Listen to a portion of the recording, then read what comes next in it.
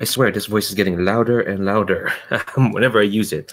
Maybe I should just turn down my speakers. Anyway, hi, hello to anyone who's watching this. You're not here to listen to some random person's technology travails. You're here to watch a game that was arranged through the Gauntlet, which is a community on the internet that gets together and plays tabletop role-playing games online. Check them out at gauntlet-rpg.com. That's where a lot of these folks run and play games online. You find all the stuff they do. There'll be a link down below in the description. You find blogs, forums. You'll find their monthly zine codex, which has usually supplements to existing games and original games in itself.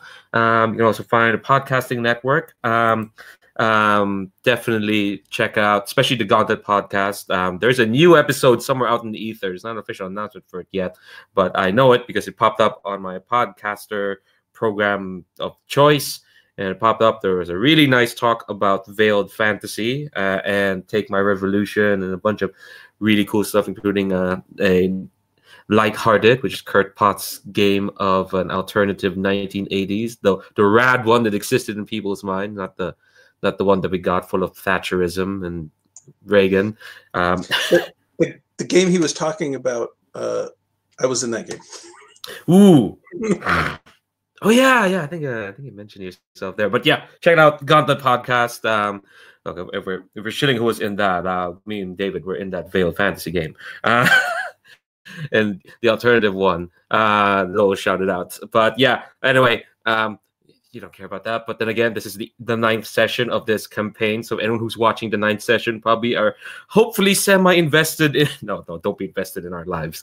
It doesn't matter. Care about this game. Anyway, where's my spiel? Oh yeah, Hangouts calendar. That's also the main thing the Gauntlet does. There's a Hangouts calendar to which there's multiple games arranged where that's primarily where you sign up. Again, there'll be a link down below. We're going to check that out. This is where this game was arranged. This game is the 9th session in our ongoing open table campaign of Band of Blades by Strash Ashimovic and John LaBeouf Little.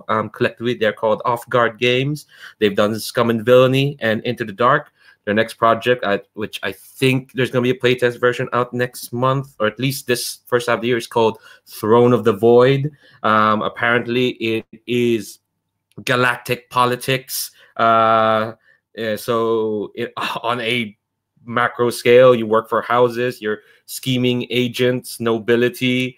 It's like, do you want to play a cryptarch spy game in space opera, military politics, levers of power, corruption? I think that's the pitch. But definitely I think that's out in the next month or so. Making some foolhardy promise here that I haven't verified. Anyway, but that's not the game we're playing. We're playing Band of Blades, Dark Military Fantasy. We are halfway. The Legion is halfway through. Well, some would say a retreat. Others would say a controlled retreat. Others would say just they move from one battle to the other. It just happens that they're running away from the undead. It just happens. Hold on, I need to sneeze.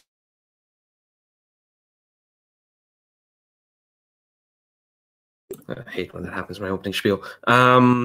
Anyway, so we've been here for a while. We introduced Brian to this campaign, and we brought back David. Acquitted themselves very well last session, where once again the golden rule of the primary mission held, where nothing was of any threat whatsoever to some Legion gumption, which fair enough. Fair enough.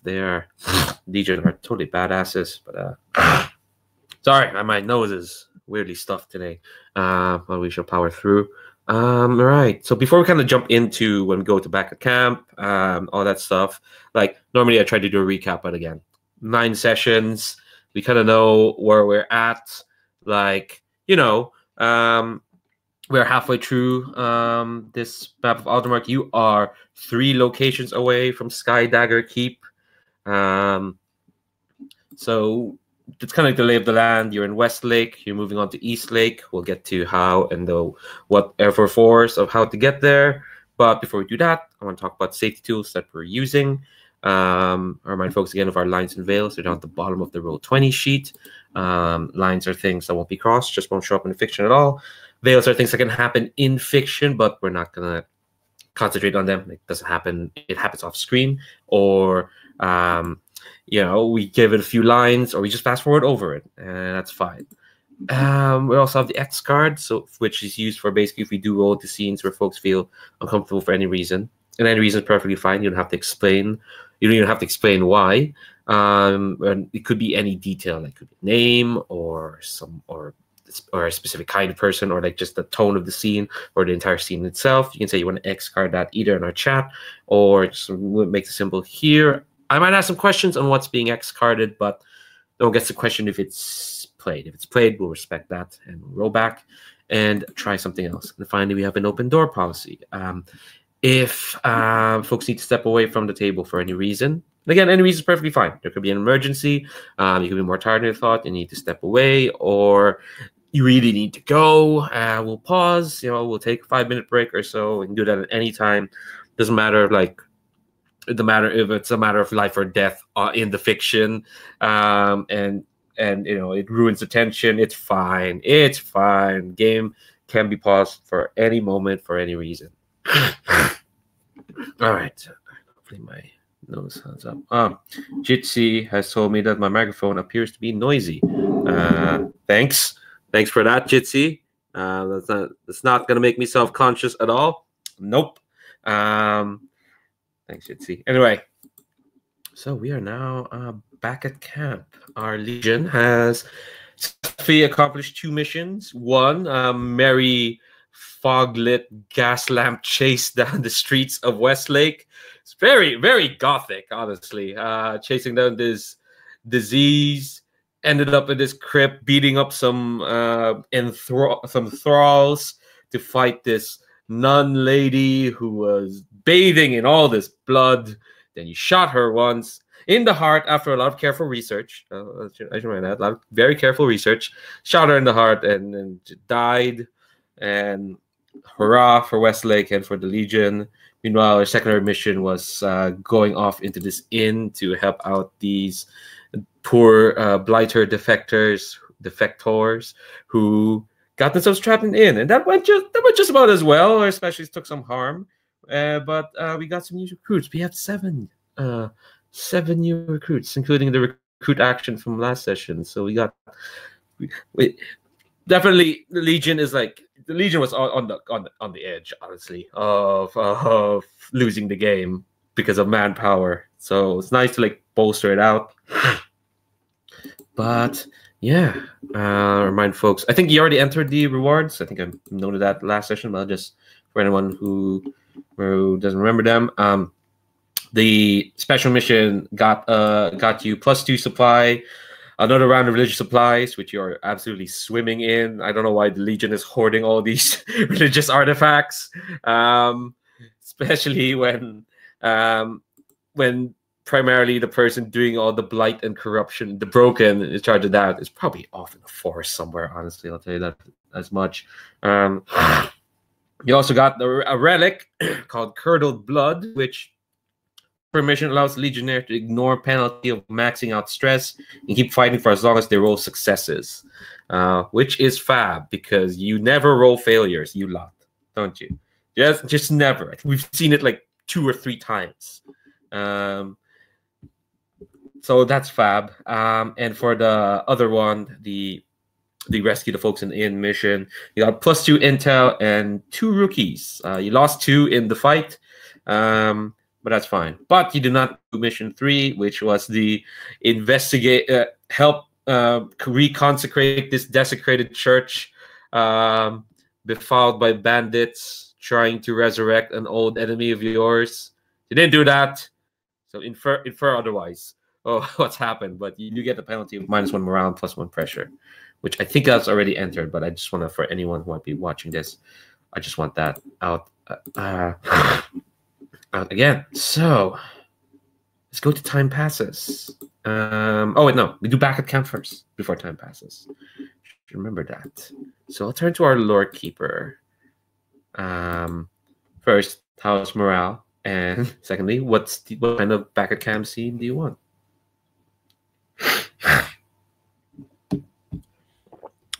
Cool. So yeah, Marshall, what's our morale looking like at the minute? I remember it being pretty high. It is. It is 9 out of 10. Cool. In which case I will take one of the high morale actions for our back at camp scene, and I think that some supply crates have gone missing, but no one admits to knowing why.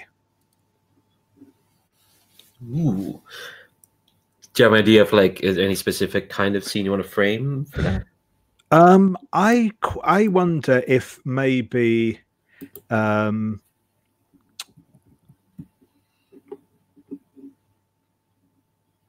guess I'll throw this open to my fellows here.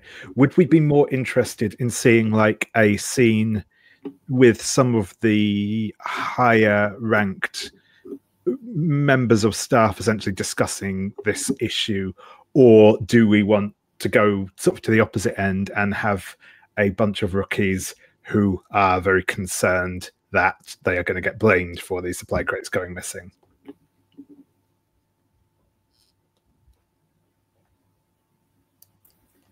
We do a lot of stuff with the command staff, I think, on that sort of thing. Let's see those rookies, and then maybe have a member of the command people like show up at the end of that conversation as kind of like the stopping point. Oh, here comes Marshall Dad. Not to be a dad. No, it doesn't have to be the Marshall every time. I think it'd be hilarious if the quartermaster come in. I'd love to see Violet basically like, clubbing people over the head looking for her stolen crates. I think that would be awesome. Yeah, that sounds good to me. All right, so let's see. Let's look at our rookies. Still got plenty of them, at least the named ones. We've sacrificed plenty of unnamed ones to the altar of the bad engagement role. Still have plenty of them.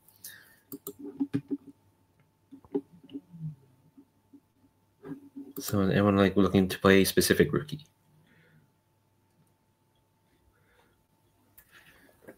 Maybe that one rookie that got the scared Barton. I can't remember if we named him or not. That is Adramir Kolayevich. Okay, I think like Adramir in his classic mode is worried and is fretting that somebody's going to point the finger at him about these crates. That'll be, I think, because we usually see him fretting over something, and that would really fit his MO.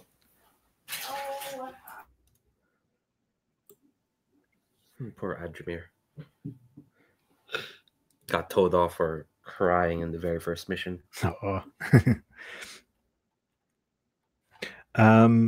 By the medic, even. Cool. I might grab. Don't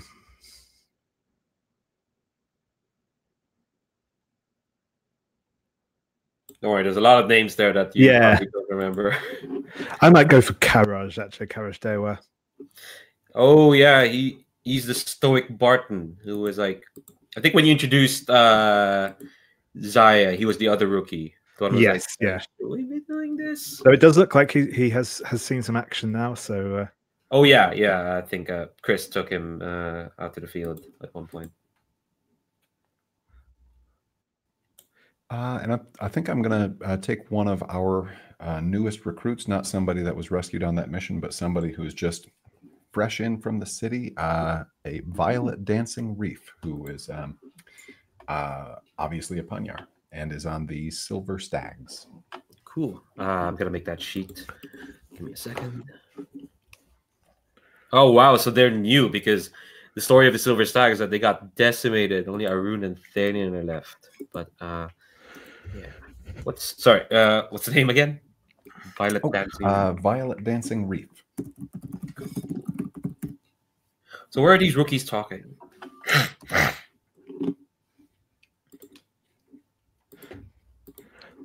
I think it's maybe like at one of the sort of those like half tents that just really there to protect the rain off. And I think it is basically where there's a load of stuff stashed in crates and barrels and stuff.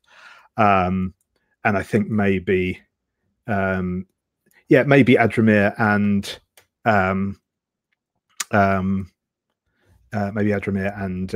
Karaj at the moment are kind of like comparing the two sort of like checklists they've got, and the crates that are there, and coming up short.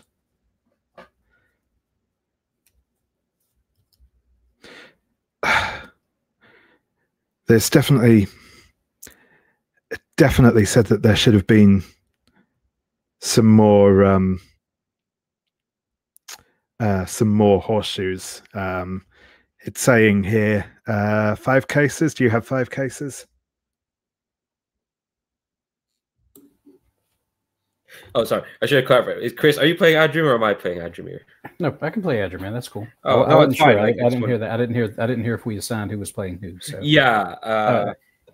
Okay, I think Adramir's like looking through his checklist, and like he keeps looking down at the list and then looking up, and you can see like he's like trying to come up with a count that makes these supplies match the list. Like he's doing it like he's counting from one side, then he's counting from the bottom, then he's counting from the top, and he keeps.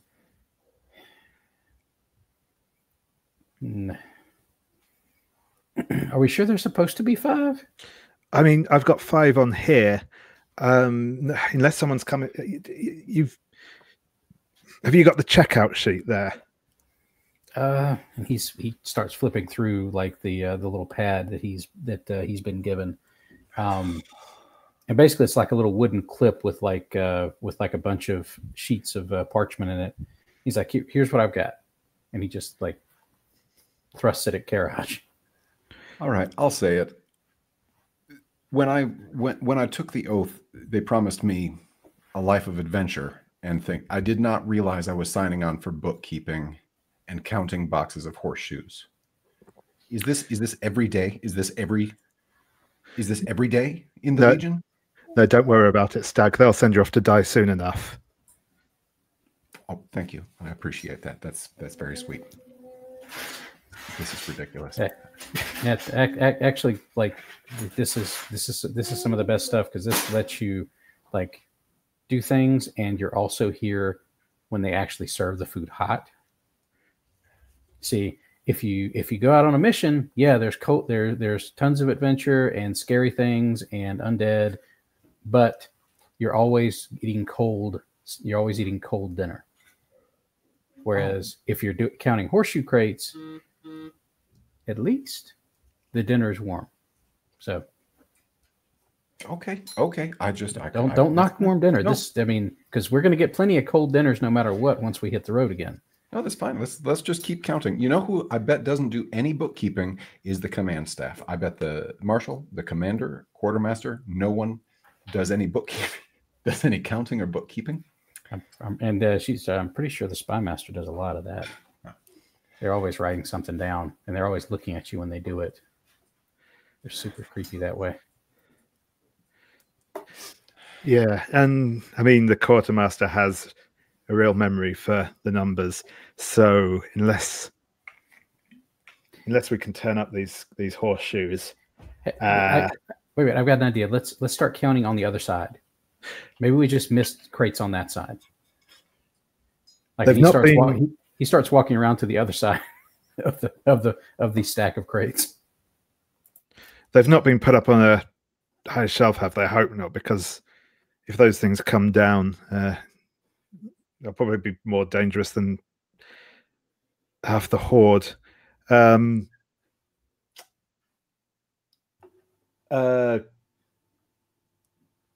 I think he's going to sort of like wander over and grab a ladder from somewhere and start checking some of the higher shelves. I want to know, like, go ahead. Oh, and from the other side, you hear, I don't think they're over here. And I mean, what kind of jerk would put the horseshoes on the top shelf? I mean, I didn't think they let Theonin in here anymore after the last time. That'd have to be a pretty strong jerk. They're big. They're heavy boxes. I think we are shy a bag of barley too. I've counted twice and I can't. Okay, I mean horseshoes. We might get away with misplacing those, but somebody's gonna get tied to something over a bag of barley being gone. Yeah, it's definitely recount for the barley. Okay. Third time counting bags of barley. Awesome. I want to know, like, how would like the quartermaster make themselves known from afar? Just like proper Merry and Pippin have stolen a bunch of farmers' goods, and they can hear it. Wait, unless the quartermaster's sneakier than that. I don't know, Brian. What do you think? Yeah, I think she is. I think she's probably like right behind you before you realize. Yeah.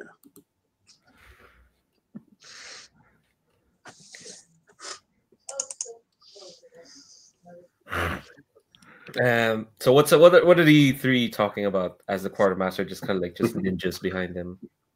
You know, I bet there's I bet in the quartermaster's secret store there's bags of cocoa and coffee, fresh, maybe not fresh coffee, that's a bit much, but I bet there's things that are better than barley and horseshoes. I bet there's soap for one thing, like nice soap with like that they put flower smells in. That'd be nice. I haven't seen soap in a long time.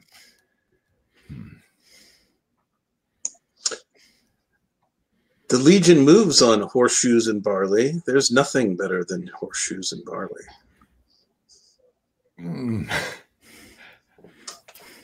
Oh, I think at that point you hear like three large collective gulps.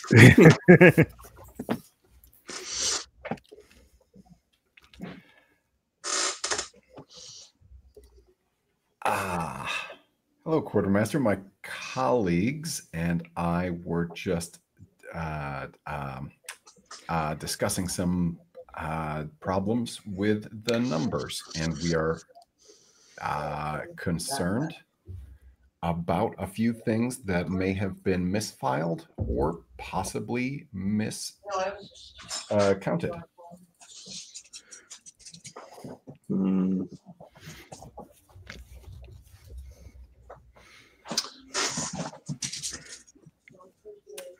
You're saying supplies are missing? It certainly looks that way. We've got 5 cases of horseshoes unaccounted for off of the most recent list, Quartermaster. And 3 sacks of barley. At least as far as I can tell. I've counted several times. And you've completed the rest of the inventory? That's everything that's missing? I think so, Quartermaster, yes.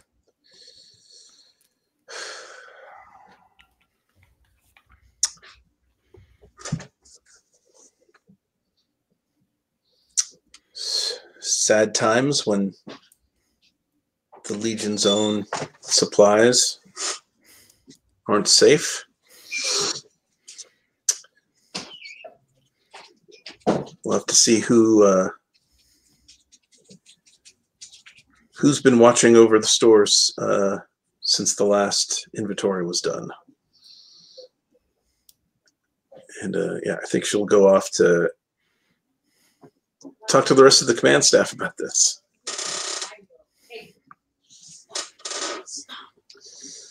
Before we potentially see the command staff, how are the 3 rookies like? I think Adramir is, he is looking really nervous because he does a lot. I mean, ever since his episode in the first mission, like he does a lot. They've sort of assigned him a lot to this kind of duty, like back and forth, like here, here, trying to manage some of the archive stuff, feeding the horses, like helping out. Like he does a lot of camp stuff. He doesn't go out on as many missions these days. And so he's looking particularly nervous because more than likely, like he's probably been in here a couple of times in the last week doing like, supply shuffling and things like that. So he's looking really, really nervous.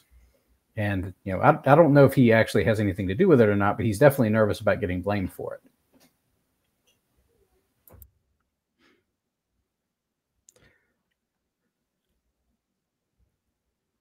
Yeah, I think that Courage is kind of like stoically resigned to whatever's happening. I think it's like, we've done our job, but somebody's going to get in trouble for this, and it's probably going to be us. Yeah, I think Violent Dancing Wreath is a little upset that no one mentioned the quartermaster was right there.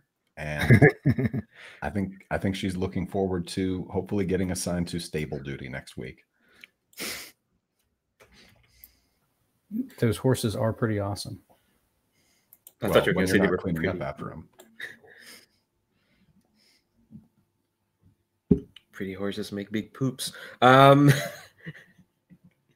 you want to see the command staff talk about this, or do you think that's we were due a light? Well, no, last week's was also fairly light.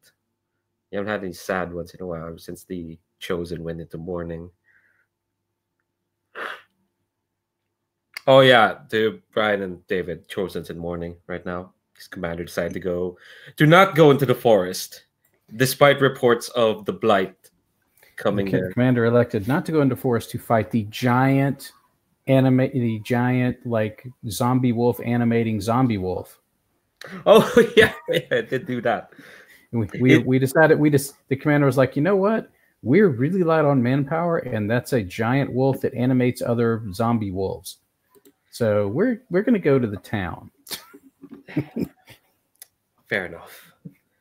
Had more fun shenanigans in town. Yeah, do we want to see the command stuff, or do you think that's a good enough scene? I'm happy to end the scene there unless people want to press on with it. I think if no one else say anything, we'll wrap up that back at camp, and now we go to campaign phase. Oh, these poor rookies. One of whom is new. One of whom has been from the very start, but we've never seen him in action, so he's just forever scaredy cat.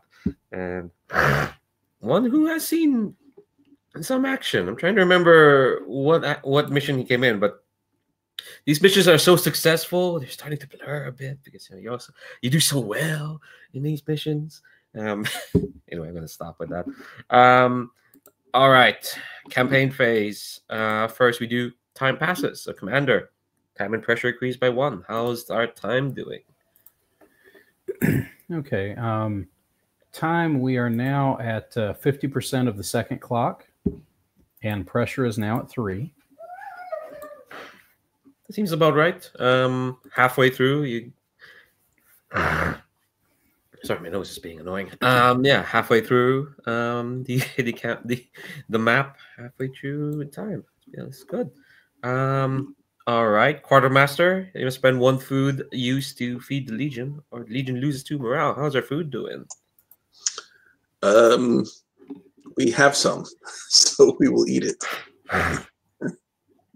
I see you in some. Yeah, 2 well, used. Actually, we could. I think we're probably going to take Liberty, which increases morale by 2. And what is our morale at? Our morale is currently 9 out of 10. 9 out of 10.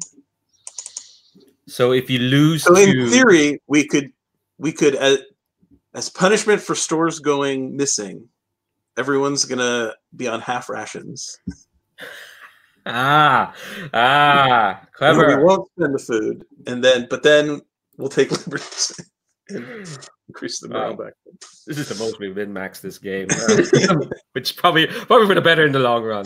But I do like, in the fiction that, because it makes sense. Yeah, it makes sense. Morale's going to go down, but I'm going to ask you, when you do Liberty, how do you bring it back up? But we'll get to that in a minute. I'll have to just keep going. We'll get to that. I mean, maybe whoever the guilty parties were, or whoever realized like it was stolen while they were supposed to be guarding it, or whatever. Somebody, at least fesses up and takes their punishment, and then I like that idea. To make up for the time where everyone was going hungry. I like that idea. We'll talk about like who could be in a minute, because first we have to turn to our Lord Keeper. We hear another tale of the Legion. So that does technically happens during time passes. Not to put pressure on you, David, but you did really well last week. Not to put pressure on you. I'm sorry. I shouldn't have said that. That's rude. No, that's fine. So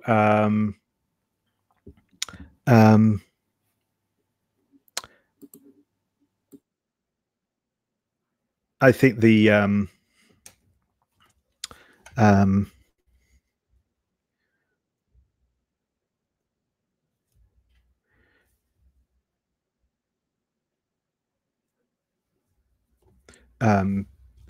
so yeah, I think this is maybe I think actually because we've had quite a few new recruits recently, so I think this is almost like a part of like the induction sort of thing, and I think Aswina is not quite like giving a lesson with a chalkboard, but not far off. And she says, of course, after the fall of the empire, the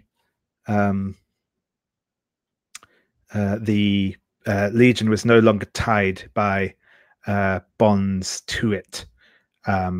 The Blacklock family, in addition, had some misfortune, not all connected with the Legion, but certainly some of it was. And as a result, the leadership went to a more open system. We a new charter was signed by the then command staff of the Legion, setting up the rules and regulations that govern our existence to this day. This charter remains actually,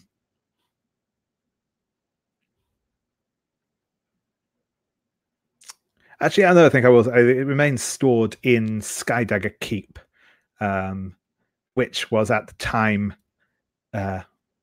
one of the primary bases of operation for the Legion. This was obviously some years ago, before the current circumstances. Now, the particular restriction placed upon the Legion, on those who joined the Legionnaire, as I am sure you have all been appraised of to this point, is that it is no longer permitted for members of the Legion to marry into the nobility. Those, of course, who have titles are still free to bear them as appropriate, but the intent was, given the fall of the Empire, that no one faction should be allowed to have undue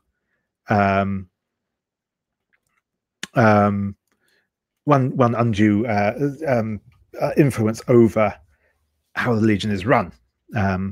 This proved to be an important distinction in the Great Wars of the Great Wars of the Empty Throne in the years immediately following the breakup of the Empire, when many of the nations were at each other's throats, and the Legion took a neutral stance, focusing on protecting the those who would otherwise be caught up between the roving bands seeking control.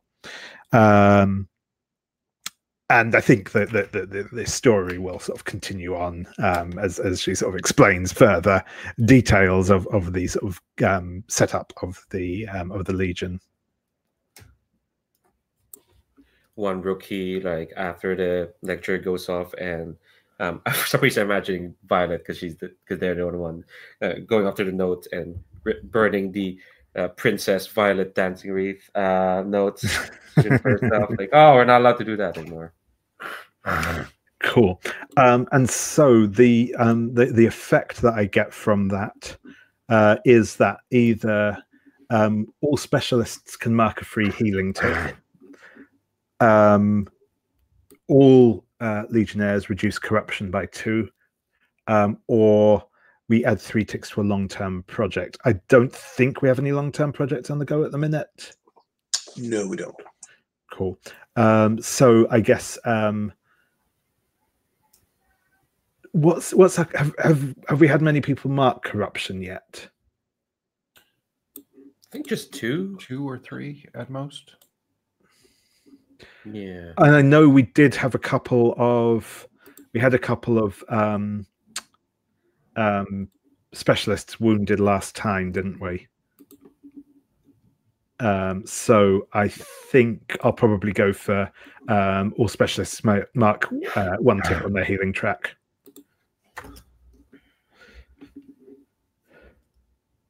Cool. Sorry, Marshall. I'll let you deal with that. Cool. All right. Now that our rookies are appropriately braced up by the particulars of joining the Legion. Okay, now we know what's in Skydagger Keep at least. All right. Oh, is there anything you want to add, David? Sorry. No. That's it. Cool. All right. I should mute when my nose decides to rebel. All right, Quartermaster. Could you mention on air, because I do. I'm more self-conscious knowing at least one person is keeping up with this. Again, hi Jim.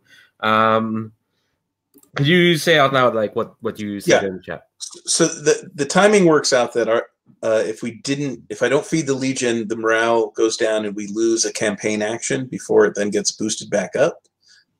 So 1 food, it's not worth saving 1 food to lose a campaign action. So I went ahead and spent the food. But in fiction, we can still say some of that food was stolen, obviously, and then so all that still happened, but I did spend the 1 food. I was going to suggest that at least someone had a soft touch. You are in a refugee camp, and some folks need those supplies, because y'all are probably in advance in this turn. Some folks can't advance, So I was going to suggest like in fiction, someone in the Legion was like giving what little they can. Possibly also as a mea culpa to the nun that you didn't help out in the previous mission. Then again, she hasn't been seen, so who knows? Yeah. Anyway, so for actual campaign actions, Quartermaster, what are you thinking about? Well, first things first, we need boats. So I'm going to acquire boats. Cool. What level are boats? A standard asset or a fine asset? I'm gonna say they're standard. You are in a lake city. Mm-hmm. I can't see why they would be above horses in this area. They're the same par as horses, I'd say. Sounds good. All right. So yeah, I'll have to just roll the locations, assets rating, which is so it's 3 inside the city. Mm-hmm. So there we go. We got a 5. So we got standard asset. Yes. There we go. There we go. And I don't think they'll be used much outside of of this part of the campaign. They're just to get across the lake without having to crawl along the banks. Yeah. Mm-hmm. And then I think we're pretty stressed out. So I think we're going to take liberty. So spend a few days actually enjoying being in a city, sleeping under a roof, that kind of thing. And so everybody clears 3 stress. Any Bartons who can boost their action probably can clear all their stress. That's fair. And the Legion morale goes up by 2, so we're at 10 morale. Yeah, you've got 2 supply. You want to keep that for now? Do you think we should spend another? You want to spend another action? I have 2 supply. I wonder what. This location has a supply of 3, which is pretty good. I'm not sure what it is on the other side of the lake. Yeah, I don't know if I should tell you that. You're gonna find out soon. Hmm. I mean, I can tell you now if you want to know. I mean, the quartermaster would be trying to get information about that. If that information is available, she would be paying attention to it. Technically, it says in the book that it's available for anyone who wants to read ahead. So I'll just say it's also 3. I'll just say it right now. Also 3. Okay, in that case, I don't think there's anything urgent enough. Yeah, I guess we will wait and see how things go. Okay. Yeah, keep that supply. It's fine. You know, for a rainy day. I mean, we can keep up to 4 when we move. Oh yeah, because there is a limit, but you do have those supply. There's a limit. Yeah, the limit's 3 plus how many supply cards. We have 1 supply card. So then that will be it. Cool. Hell yeah. So very clean. So Commander, is Legion going to advance? We are. All right. So, if the Legion advances, the commander will roll pressure to see how much time they accumulate. It says here the quartermaster may spend horses to lower pressure, but I'm not sure how horses is going to help here. Yeah, I mean, we're going to spend boats, obviously, but I think that's calculated into the Westlake region, isn't it? Yes. Basically, if you advance without boats, you would have gotten 2 extra dice to the pressure roll. So basically, getting boats just counteracts that. That's the main reason why. Okay, so our long-term project, does that still reduce pressure by 1 when advancing? I'm gonna say, I think we talked about it's on the record. We talked about it, like, because you have that, you always be able to kind of redeploy that. So yeah, we've held on to it this whole time. I'm gonna say it is kind of like a permanent effect. You lose 1 die. You work for that. That puts us at a 2 pressure for the advance roll. Mm-hmm. All right. You're not rolled too badly in pressure. Okay, well, I'm going to roll it now. Let's see how it goes. Well, two ticks is not the worst. It's not the worst. Imagine you got a crit on that. Yeah, that would have been that would have been absolutely terrible. But that would so hideous. So that we have now filled up basically 2/3 of that second clock. 3 ticks away. 3. And so the Legion advances. Well, Commander, I'll ask you to move our silly dagger symbol from east to west, and I'll ask the usual thing to help paint the scene. I want from each of you a detail of this movement across the lake, and I guess I should describe what Eastlake looks like for you all. First off, I'll delete this Westlake page. Goodbye. And I'm going to put the Eastlake page.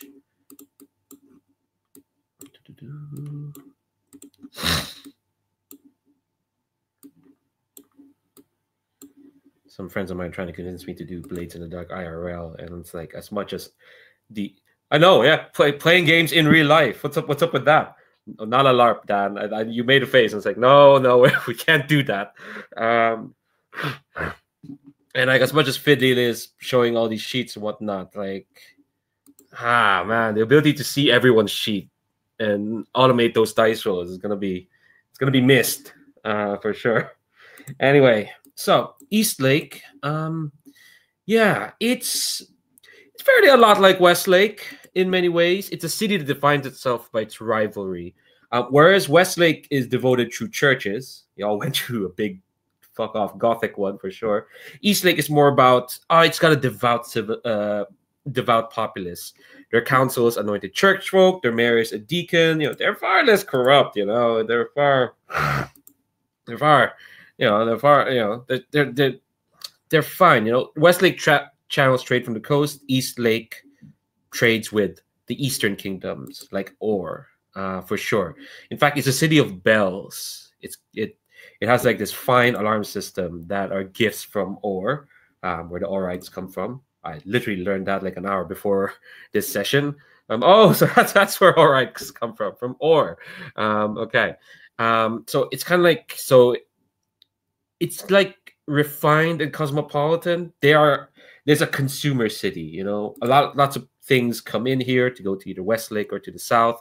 They're kind of like the gateway from Panyar to the Aldermark, for sure. If you see in the map, like Panyar is quite close to Eastlake, relatively speaking. So far, Eastlake has been untouched by the war, but there is a POW. They can see the fires to the west where Carlsberg burns. There are rumors of undead pushing across the northern plains, like around here where the A in Aldermark is. Rumors that the undead are like encircling from the forest. And there's also rumors that the undead force is at the border of Panyar, right here. They've landed right in the middle. So Eastlake is a city surrounded. It's still safe. It's still fine, but it's paralyzed. Like fires to the west, a gray, sludgy cloud to the east, and just dark rumors from the north. There's debate on how to handle the situation, what to do, but for now they remain paralyzed. So think worried citizens gossiping across Silverstone cobbled streets with window box flowers, fishermen heading to the lakes, makeshift fortifications being built on the outskirts, young people signing up to the town guard. It's a city gearing up for when the hammer might fall upon them. Well, I say might. It will fall. But, well, we'll see how they do. But, so yeah, I want to ask, actually, we're at the top of the hour. Usually I call for a break right before we do a mission, but that's not actually my usual MO. Usually I used to do for the top of the hour, so I'm going to call for that. And when we come back, we'll come back at the top of the hour, so in 6 minutes. When we come back, I want to ask each of you a detail of the Legion as they row across this lake and settle into Eastlake. Don't worry, there's no special rules for having to get in. Eastlake's like, oh, an armed force? Yeah. No, come in. What can we do for you? Yeah. What can we do for you? But yeah, let's come back at the top of the hour. BRB.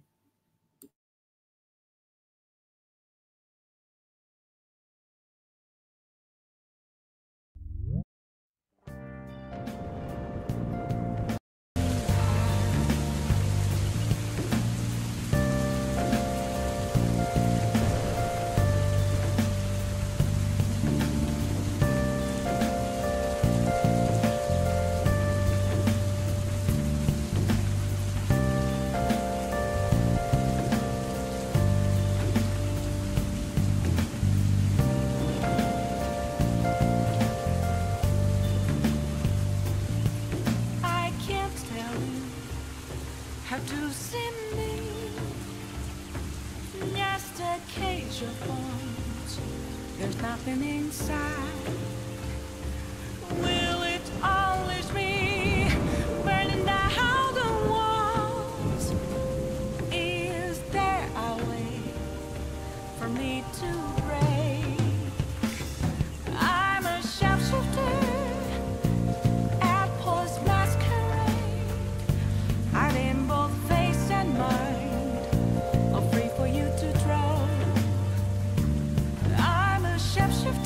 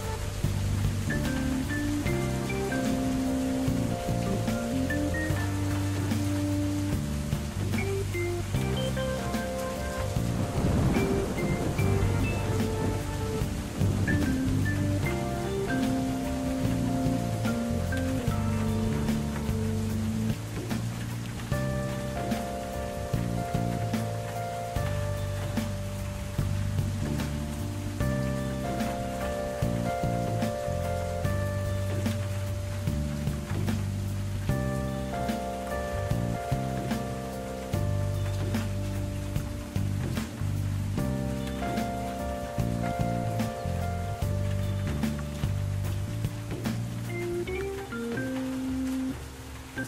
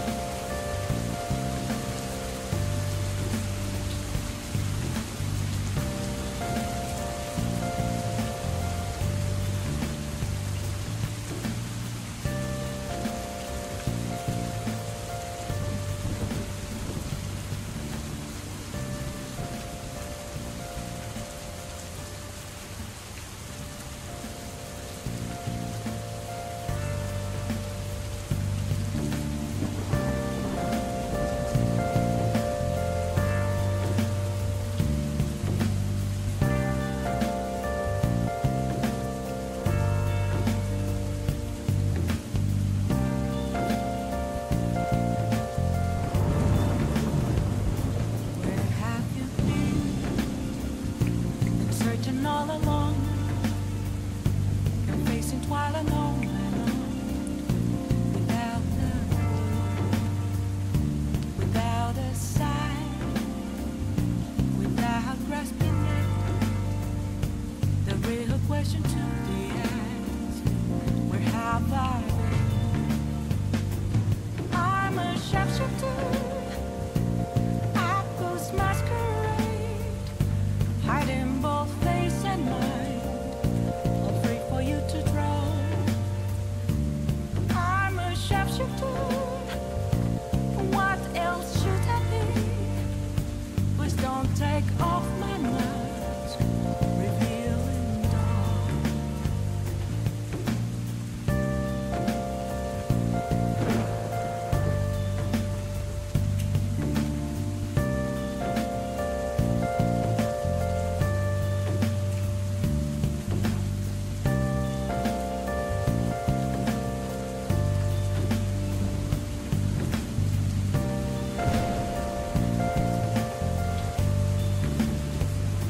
Moments of calm, nothing left to be found. A mirror right in front of me is where I found an empty glass, reflecting that's a truth. Still it was the truth you told. I need them mask. I'm a sharpshooter. Masquerade, hiding both face and mind, afraid for you to draw. I'm a sharpshooter, chained down to my core. Please don't take off my mind, my place to hide.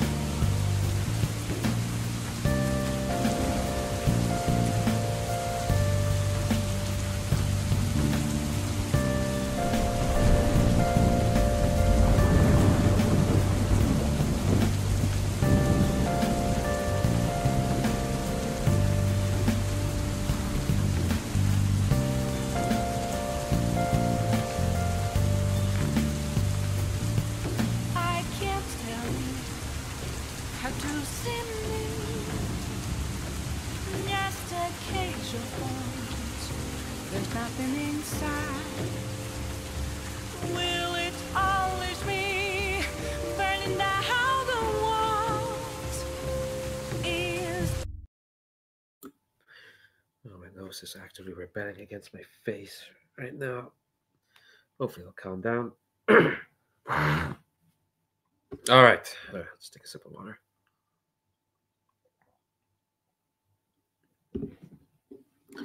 All right. How's everyone doing? Everyone's doing fine?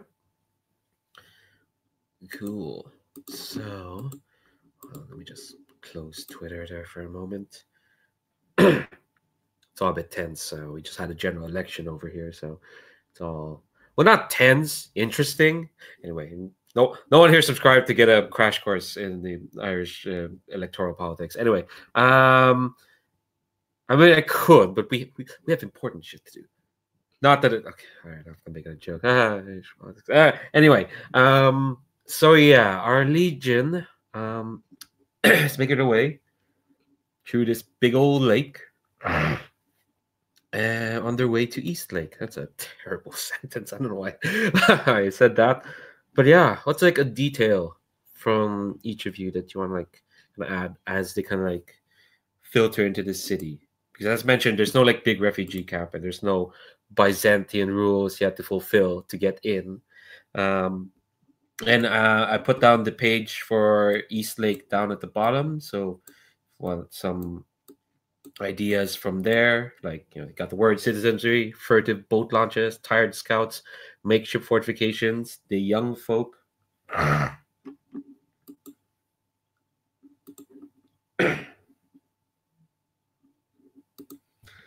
So yeah, I think one of the things that we see, coming up with one of the prompts in there, we sort of see kind of some younger and well, I think possibly both a mixture of very young and very old, or older folk are kind of making up these like makeshift militia battalions, drilling like in the town square, and it's that sort of mix of them being kind of both ill-equipped and just armed with whatever comes to hand, but also what the stuff that they do have all looks very kind of unused, and they obviously haven't seen any action yet.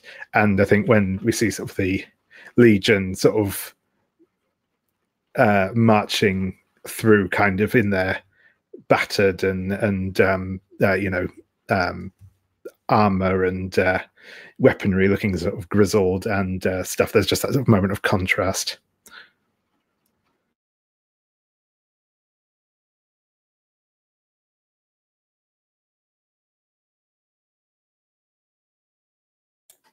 I think there's some, I guess, intercity ferries going both from east to west and west to east. I picture our launch fairly early in the morning, and so people who happen to live in Westlake but work in Eastlake might be traveling alongside us, and you can tell the people who are more Westlake versus those who are more Eastlake. The Westlake folks sort of give us a side eye, and the Eastlake folks, give us a wave and say, "Oh, it's the Legion." Oh, yeah.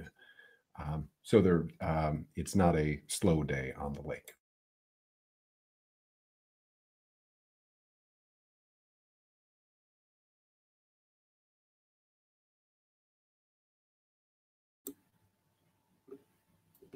See, I think you could also see, like as as the Legion is coming into town, we're unloading off the boats, and we see like you see the less Byzantine structure with the intake there at the docks. Like they're not quite as bureaucratically tied up as Westlake maybe. And you kind of see the Legion negotiating to make use of maybe some unstaffed old town guard garrisons, because the guard's only recently trying to get back up to full strength since it started seeing the smoke on the horizon and such. So they're still like, maybe they've got probably 3 garrisons that could be filled, but right now there's only enough for 1, even with these all these new recruits they have. So they sort of shuffled us in there, and we can come in, and you can tell that Eastlake really hasn't had to significantly deal with the conflict yet, because all you can see is like when we come into this garrison that we're using, there's all this, everything's just, old and dusty and obviously hasn't seen any use. The weapons yard is like overgrown with grass. Nobody's really been using this space for at least a couple of years. And so we're moving in and we're having to actually like basically bring the place up to snuff just so we can actually make use of it during the time we're going to be here.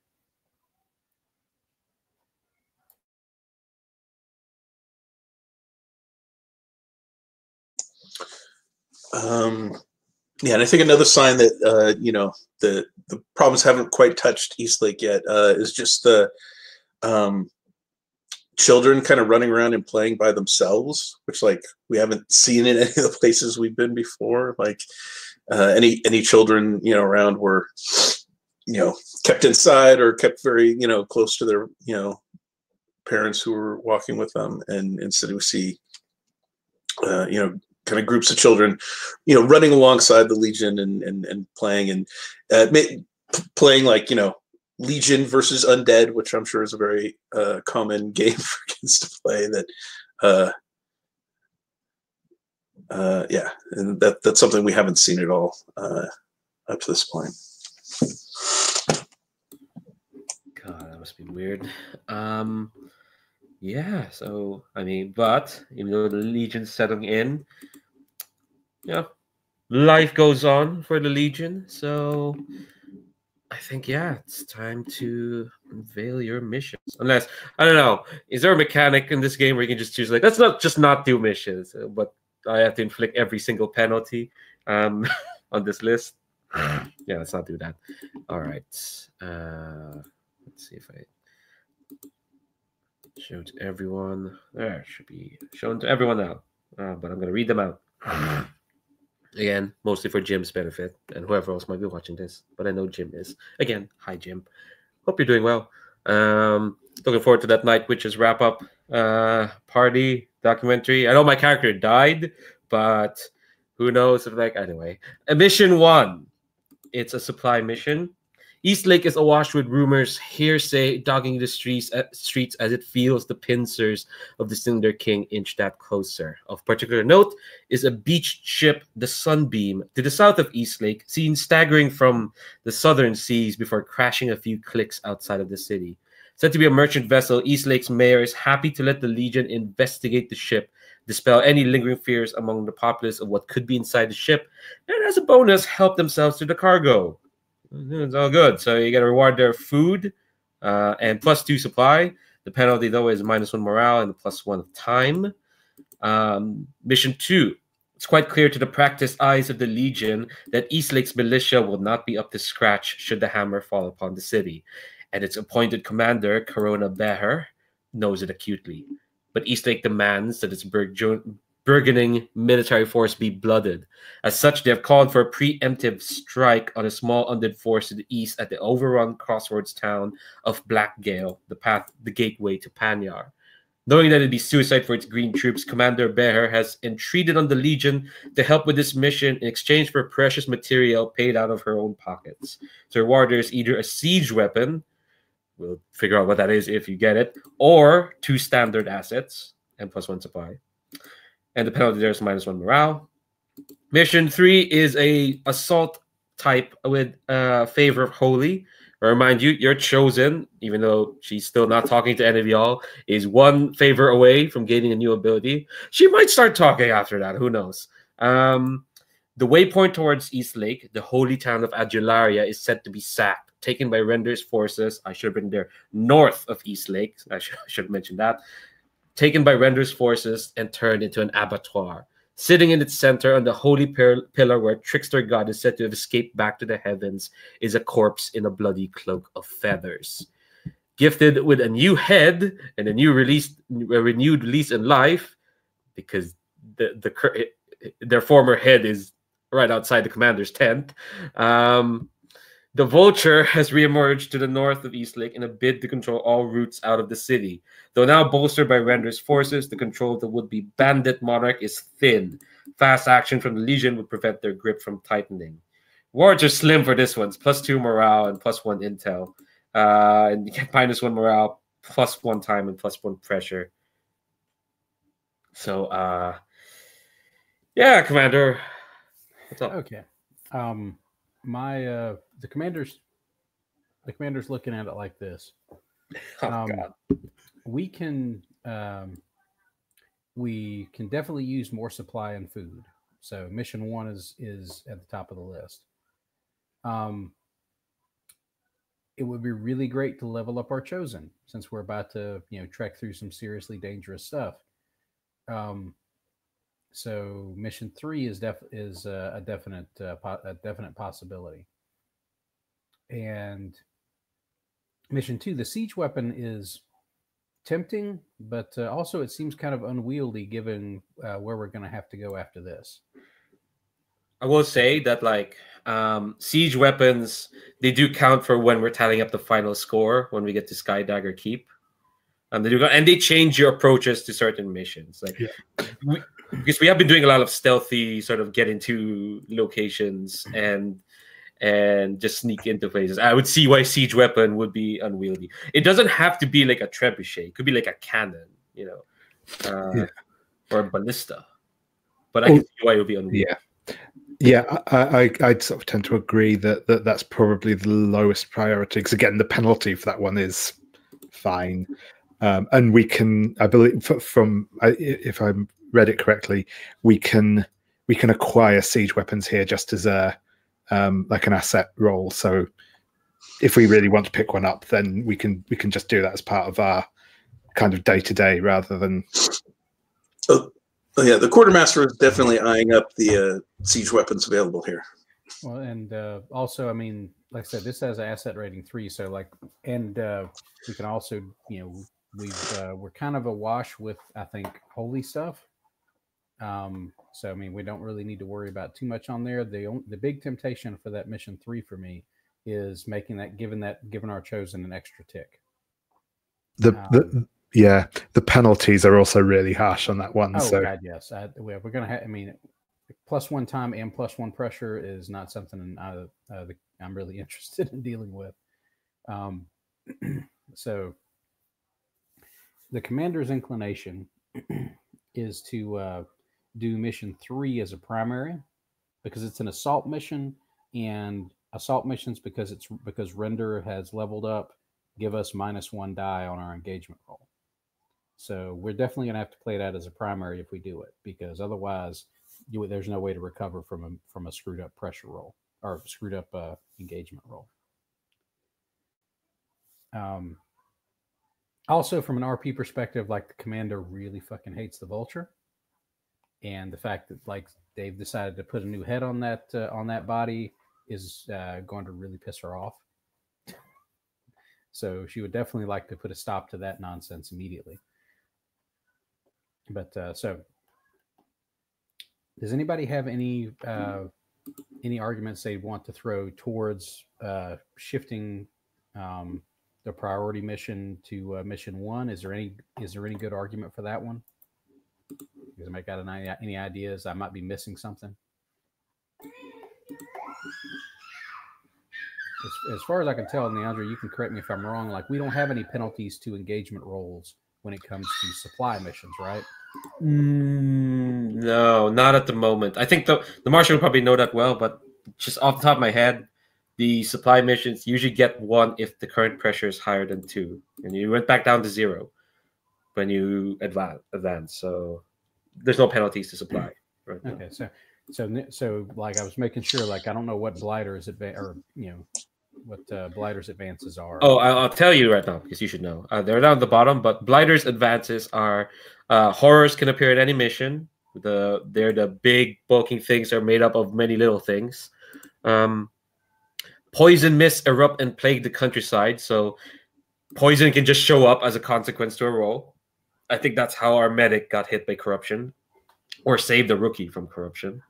Either or. I think she also got corruption from thrusting her hand into the wolf corpse tree, which is fun thing to do. But she had a reckless trauma, so they got her XP. See, in the real world, we wouldn't be doing that unless we got something out of it, like XP. And her other advance is that spitters can appear in any mission. Those zombie things are wrapped up in black bandages. They're kind of like artillery, shot acid everywhere. So those are Blighter's only advances right now. No -1 to anything, to any engagement roll. Oh wow, she does have an advance, so it means supply missions take -1. But I didn't take that. That's why I wanted to be sure. Yeah. Okay. I didn't take that. Don't worry. Yeah. Okay. I So could, but so then I'd be telling you. okay, so a secondary mission engagement role seems like it would make more sense on that supply mission, and keep the assault mission as our primary, because if it's a primary, we can recover from a really crappy engagement role. If it's a secondary, there's no way to recover from that.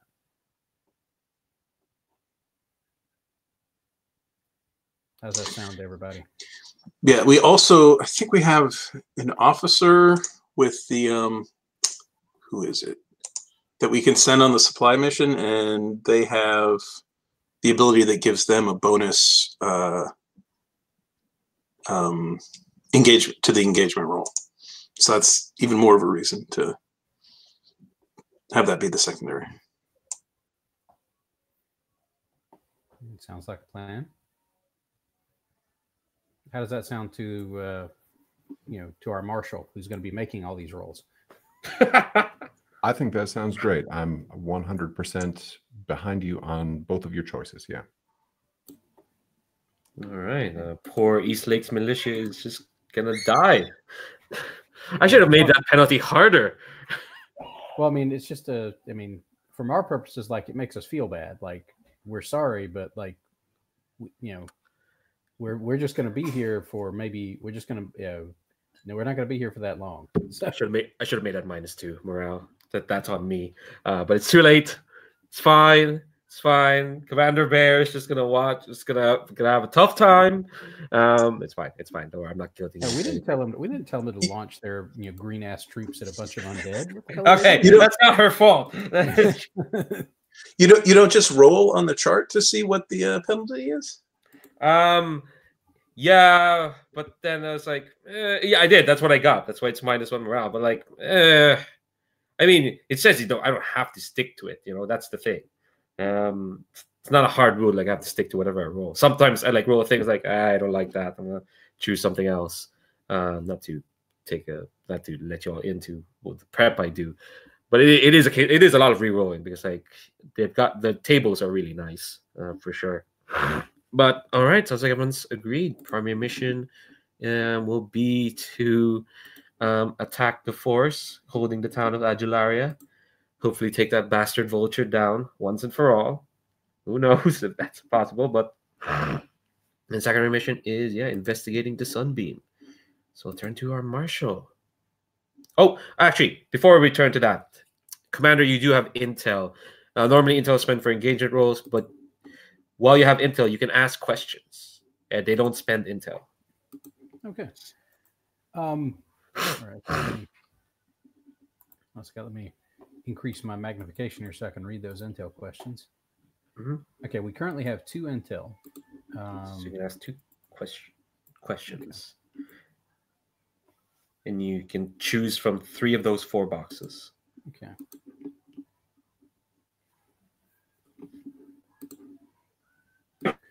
Okay, what's the main weakness of the undead's position on our primary mission against the vulture? The main weakness is that you're going to catch them in mid turning the town's populace into soldiers. They're in the process of trying to fortify the town. That's why it's the grip on its town is like slim, so you need to get that chance. That's kind of like the main weakness. They're in the midst of transition. And I think the other thing you'll find out as well, you actually find this out from your medic, Valeria Albrecht, who used to run with the Vulture until she gave them up to you, is that if there are still some of Vulture's old gang, they're not going to be happy about having to work for the undead. I mean, yeah, sure, they're fine. they were fine profiting off the the undead's advance, but having to actually work for them is not great. So there are definitely going to be some of Vulture's old forces there, the Vulture's old forces there, who are like just they could be turned easily. Is kind of like what she intimates to you.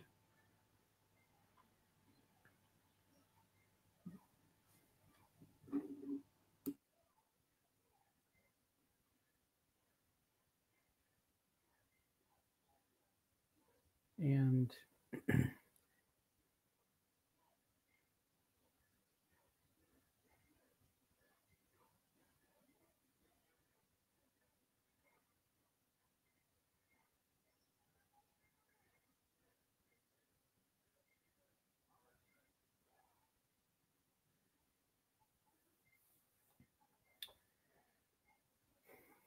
let's see, what is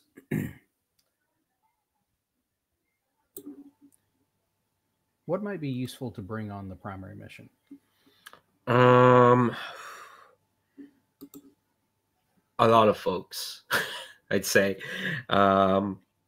This is kind of like a big attack on this town. Oh, wait a second. Hold on. I might have just asked the wrong one here. Oh. It says here if I can only ask one out of each list.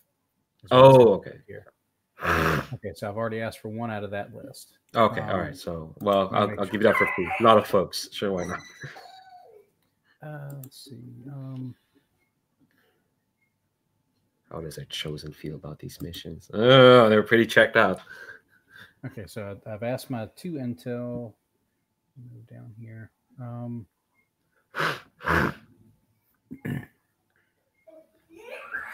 Oh, well, that same basic question is in the one of the other boxes. What would be a useful item to bring on this mission?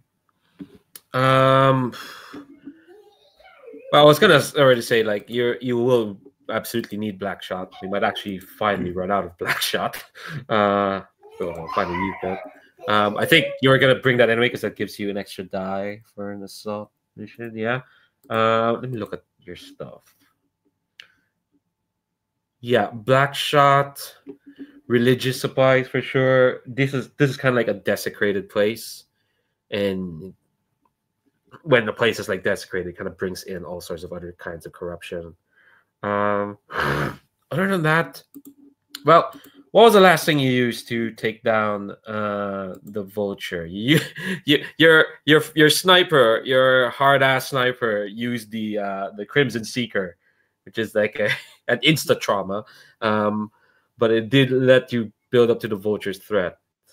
Like, I guess like if you ask Flood if they're coming to this mission, you think you might need to use it again. Oh, I'm sure Flood would probably want to be going on this mission. I'm sure he's like right there going, what? You fools! You forgot you're dealing with the undead. The undead. We should have burned that body. Well, he wasn't specifically undead, so. Yeah, exactly. Yeah, but but you forgot about it. So, but yeah, okay.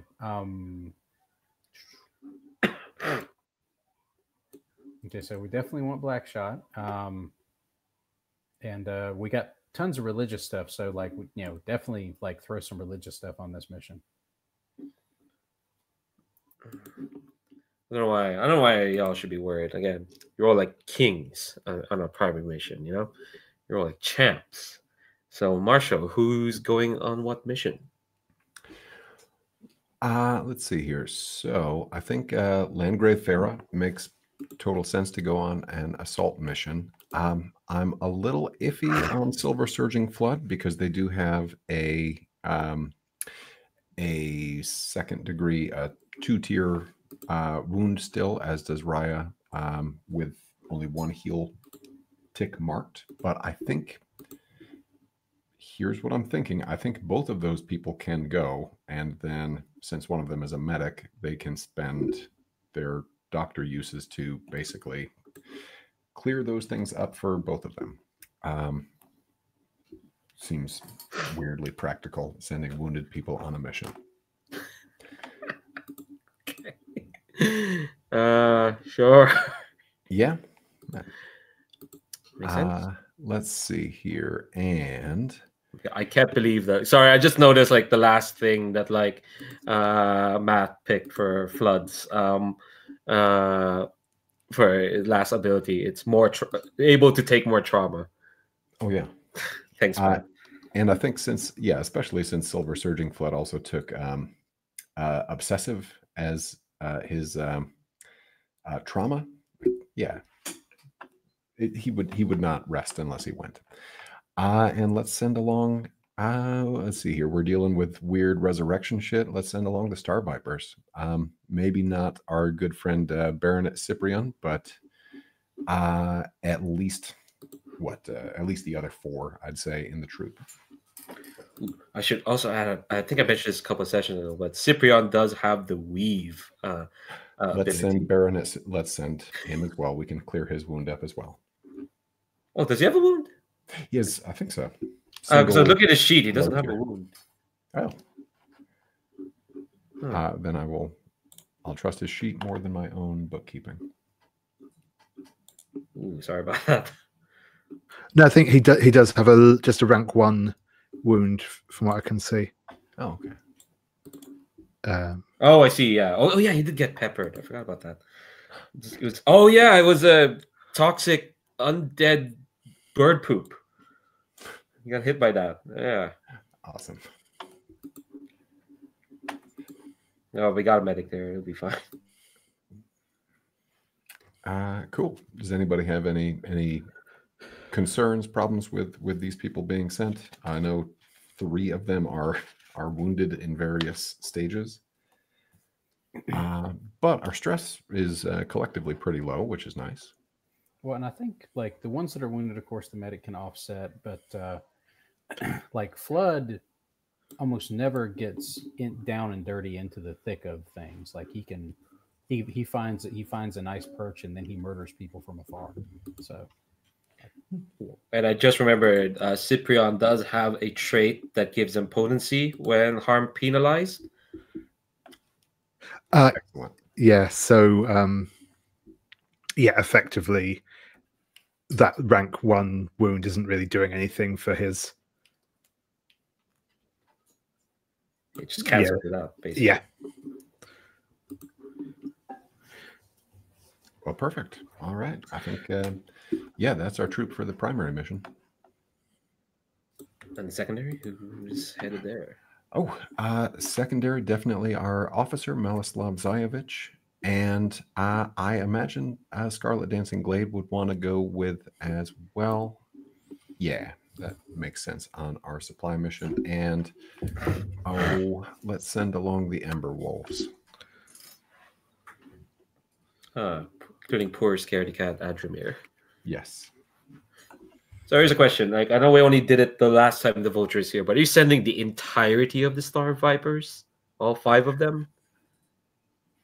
I think so. I know that the commander suddenly had the intuition that we should send a lot of folks. So yeah, where did the intuition come from? Who knows? I guess we'll go along with that. So yeah, I think we can send. We can send all 5. It's a primary mission. Hopefully they won't die. And that's a whole lot of nice. Like that is a nice lot of rookies to expend your penalties on. Like bad roll, fewer rookies. Yeah, but 1, what bad rolls, and 2, well. Actually, this is to kind of reinforce your point. Star Vipers are like one of 2 squads that are pristine from the very start. So we can't even say like these just joined up their green. No, they've been here from the start. Okay. So who's playing who? Does anybody have any role they particularly would like to play? I'm happy to take Cyprian if no one else wants it, but I don't mind in general. All right, do it. I have a special connection with Raya. If that's all right. All right, let me see here. I love playing Pharaoh, so I mean I'll definitely take that. All right, and Brian, how do you feel about being a murderous sniper? or a rookie. Sure. Right. No, you don't have to play this murder sniper. There's definitely ways we can play this out. Like everyone's trying to work to get him into a position that it's a clock. But if this nose, yeah, not helpful. But yeah, if you want to play a rookie, that's fine. But if you want to play flood as well, that's fine, Brian. No, sniper's good.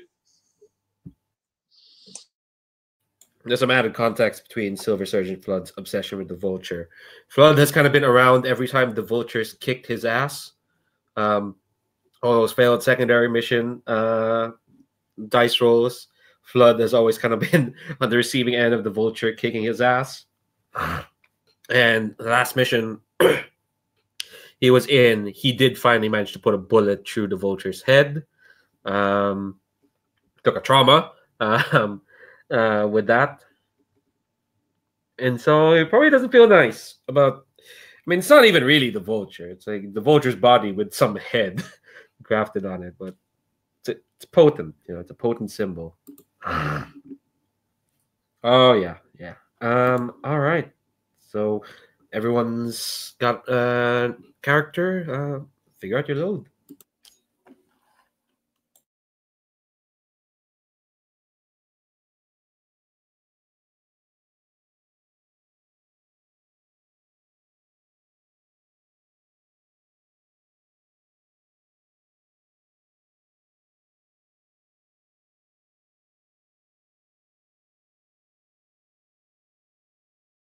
Quick question for the quartermaster: are we spending a use of black shot? Give Yes. everybody black shot. Yes. Okay, so I don't have to spend any supply to get that.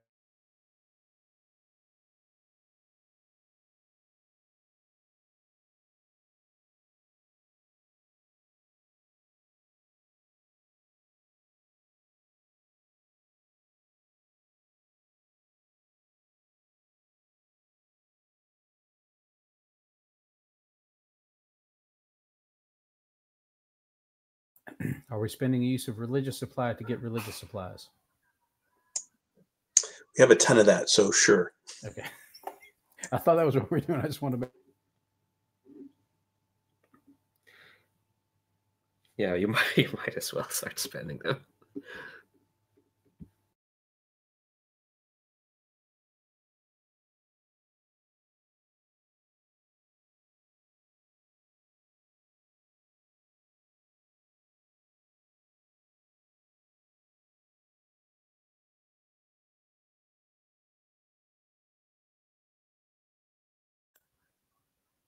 Just so everybody knows, this is an assault mission, so Farah is doing a heavy load. So she is not running from anything. Of course.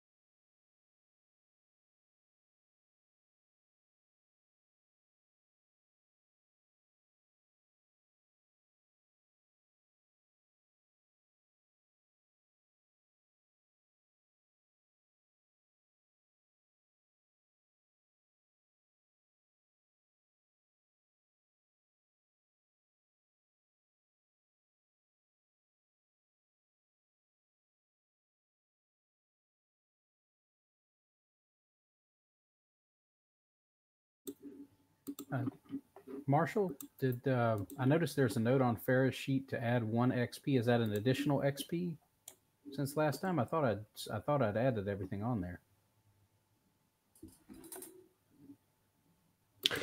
I believe so. Yeah. Why did we get that 1 odd XP? I want to make sure I didn't think we still have one to spend because I thought I'd spend it all for her. Oh, There was something that happened that gave every specialist 1 XP. It was Oh, a Lord Keeper's was that Tale. was that the Right. was that the tail? Yeah, you might not have added it yet before. You might not have added anything before you played Farah last week, Chris. Probably should mention when characters stop leveling up. It's when a character has 6 special abilities and 20 action dots.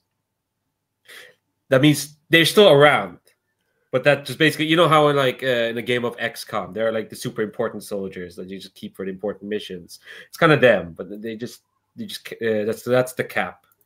6 abilities and 20 action dots. Which I don't think anyone's close to getting to yet, except maybe I don't Flood. think we're in a lot of danger there. Maybe Flood.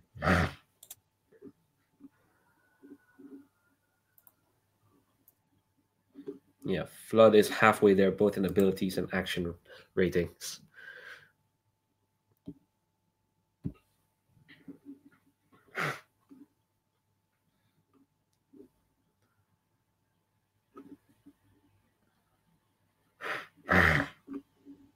All right. I think everyone's chosen load. Cool. Okay. So let's do this engagement. And I'll say before we do it, I'm probably gonna call another break, partially because I need some water and I need to pee because this nose is being annoying. But let's do this engagement roll first, and then I'll call another break. Sweet. Everyone on the mission is oath sworn to the Legion. That's 1 die. Commander, would you like to spend 1 intel to get foresight and info? I'm not saying please do. If you would like to, feel free. I think so. Yes. Let's do that. And I'm going to spend 1 on the secondary mission too, because we have 2 of them. Okay. Not everyone on the mission is a specialist or soldier. Does any Legionnaire distrust the leadership or not fear them enough to obey? I don't think we have any in-game reasons for that. There's like 1 soldier in the entire Legion who can fit that, but they're not in this mission. And we do have required specialists and equipment on the mission. All right. Since it's an assault mission, the quartermaster did equip the soldiers with black shot, so that's another die. And we lose a die because several of us are going in wounded. Okay, well that's fine. Cool. So that is D2 dice. And you lose 1 die because of Render's ability. Ooh, you'll be fine. It's a primary mission. It'll be fine. Exactly. Yeah. Did you add the die for the black shot? I did. Yeah. And no notes. All right. Desperate position. It's not the worst. No, it is the worst. But 1, y'all primary mission gods. I'm jinx y'all from the start. And 2, you get XP. So yes, I'm going to call that break. Let's come back in 8 minutes. Come back at 10 to the hour, and I'll try to sneeze whatever's in my nose out. And yeah, let's try and take this bastard vulture down once and for all. BRB.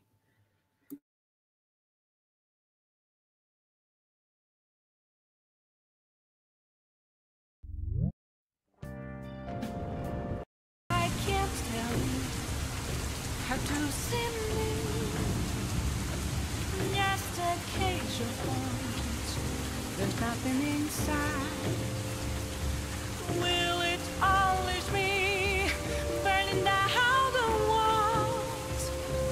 Is there a way for me to break? I'm a sharpshooter at Post Masquerade. I'm in both face and mind, all free for you to draw. I'm a sharpshooter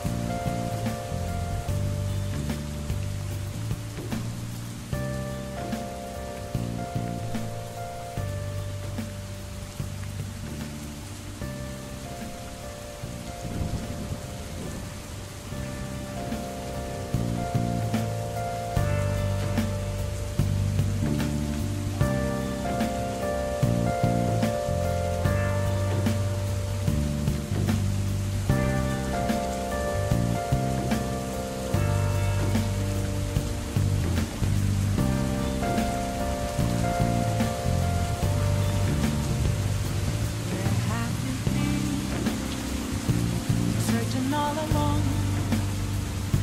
You're facing twilight moment without a without a sign, without resting it. The real question to be asked: where have I been? I'm a shapeshifter. Masquerade, hiding both face and mind, afraid for you to drown. I'm a shapeshifter. What else should I be? Please don't take off my mask, revealing dawn.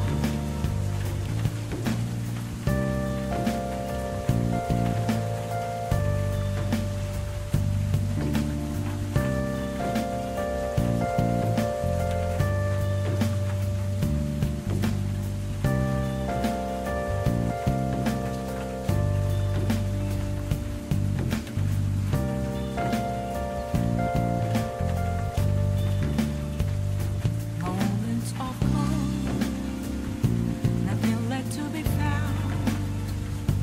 A mirror right in front of me, that's where I found an empty glass, reflecting that's a truth. It's telling words not to be told. I need them mask. I'm a shapeshifter.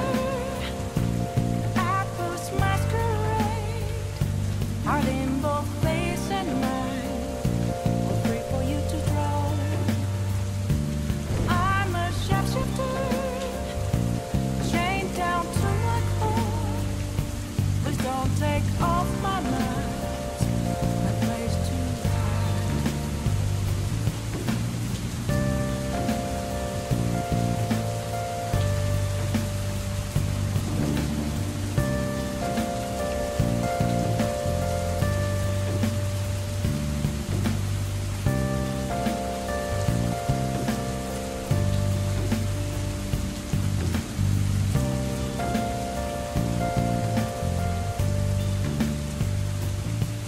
I can't tell you how to see me. Just a cage of bones. There's nothing inside. Will it always be burning down the walls? Is there a way for me to break? I'm a shapeshifter. Masquerade, hiding both face and mind, afraid for you to drown. I'm a shapeshifter, have no face to show. Please don't take off my mask, my disguise.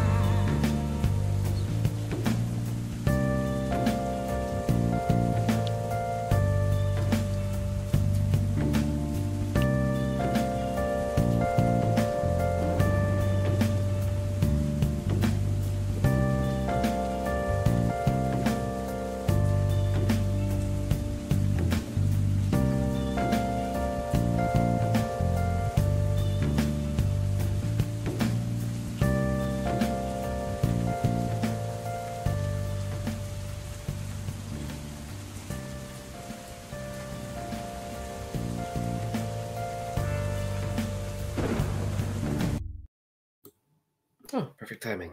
Hi. Welcome back. How is everyone doing? Everyone's doing fine. Okay, cool. So, 1 of 3, huh? Okay.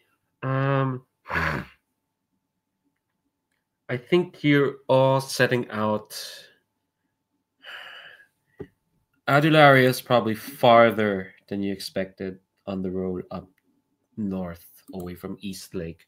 So I think by the time you get there, I'm imagining the skies. Actually, before I start describing the skies, I think you probably set out at the start of the day, and it's probably a while before you get there. I'll do the usual thing. What's each soldier you're playing, what's their demeanor and their mood, and what do they look like as they head towards the mission?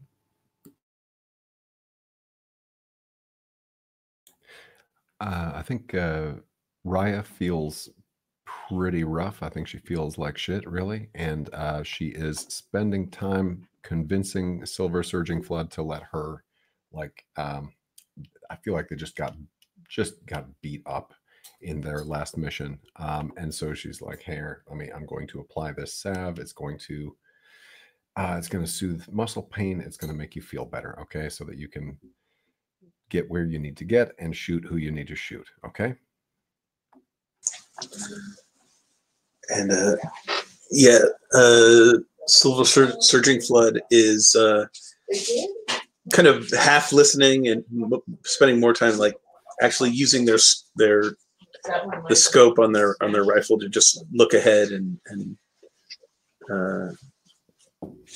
is mind is on the target that they haven't even found to, not on whatever they're being told.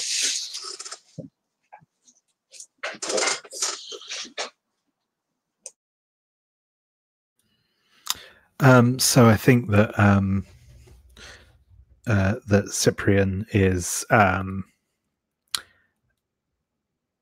almost eager, I think, to get to the mission. He looks kind of, alert and determined and all of that. But yeah, there's definitely that kind of air of anticipation, I think, to see what has been done to the vulture, and obviously undo it, but also understand it.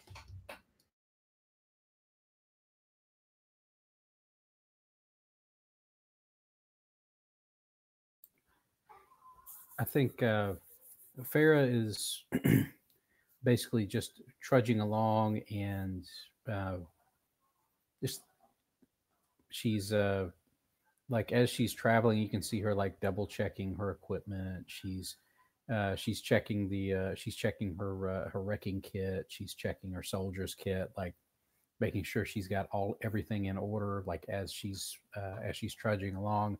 And you can tell she's actually doing that in an attempt to distract herself from basically having to lug this heavy load equipment like an extra, 2 more hours than they were expecting, or whatever it ended up being, to just get to this place. So you can tell like there's a bit of mild annoyance at the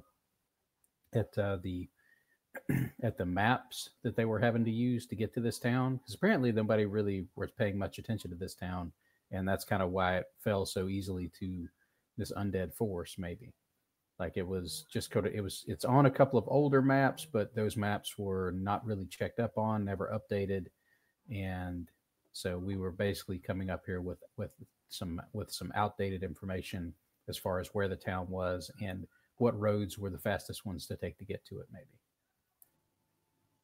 Yeah, and I think the closer you get to the town, the more like the skyline starts to like shift. At first, it's like, oh, maybe the sun's just setting. It's just this bright orange sort of dusk. But then you notice the dusky skies just get a bit redder and redder, and the clouds kind of look a bit darker and grimmer until you notice, like, oh, it's not a dusky sort of red. It's sort of a fiery sort of red. It's like the sky is like on fire, and like, and that's just like kind of like the horizon. As you get closer to Adularia, it's like well-kept fields just turning grimmer and muddier until you come to the town, and the gate's wide open. In fact, it's busted open. And I think I'm imagining this town is shaped like a cross. So there's like a main road leading towards the center, which is where its holiest place is. And this town is very silent. This town is like just unnaturally still, and you can see, and there's no signs of any sort of life. The street leading towards this church, as you can see, is completely empty. There's no carts, there's no stalls, there's just nobody. And I think as all of you walk towards like the church, you hear a woman's voice.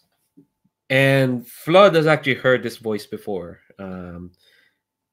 This is a voice that kind of like whispered to his ear just as he was taking that shot against the vulture.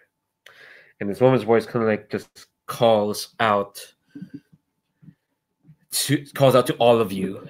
And it's kind of like this like high sort of scratchy voice. She says, "So this is the famed Legion of the Aldermark.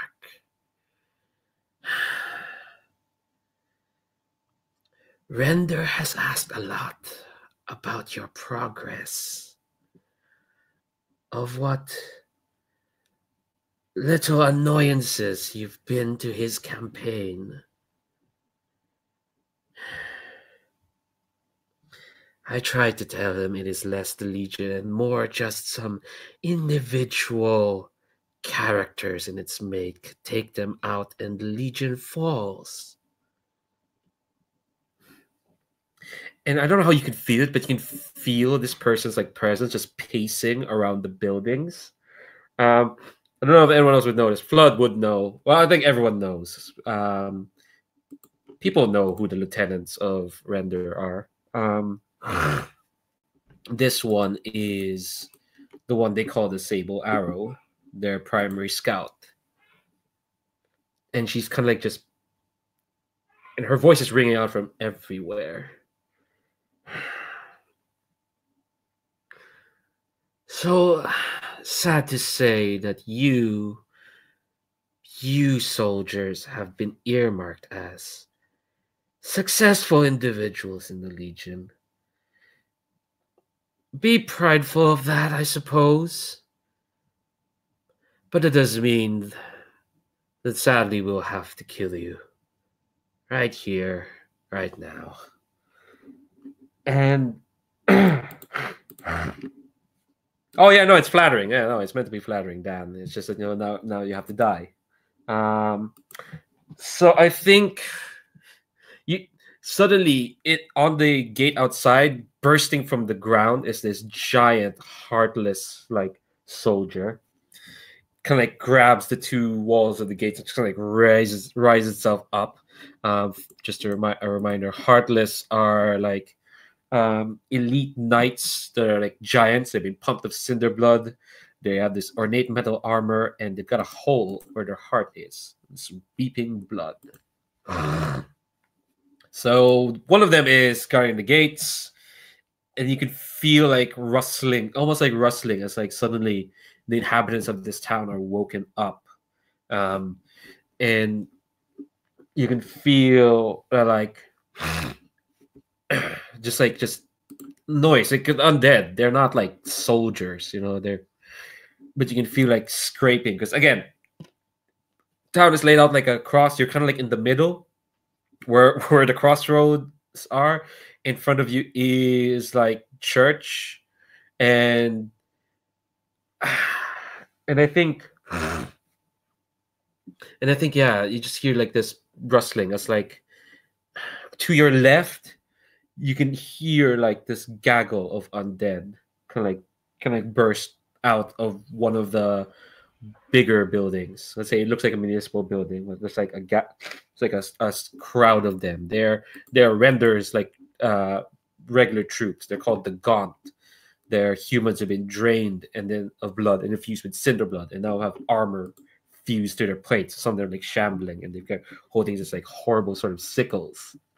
To your right, well, actually no. To your right, I think you'll see that like there is like that's where like the stables are, and you can see there's another way out through there, but it's suspiciously open.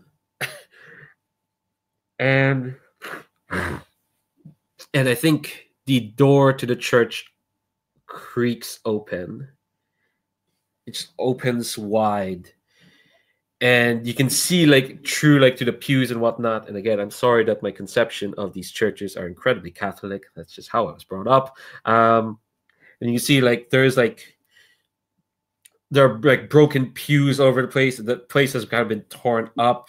There's like, and it's completely empty at the moment. But there's like things kind of torn up. It's sitting like there's like a throne where altar was where altars usually is, and this throne in Adularian sort of like history is like this is where a god escaped from mortal world to escape up to the heavens.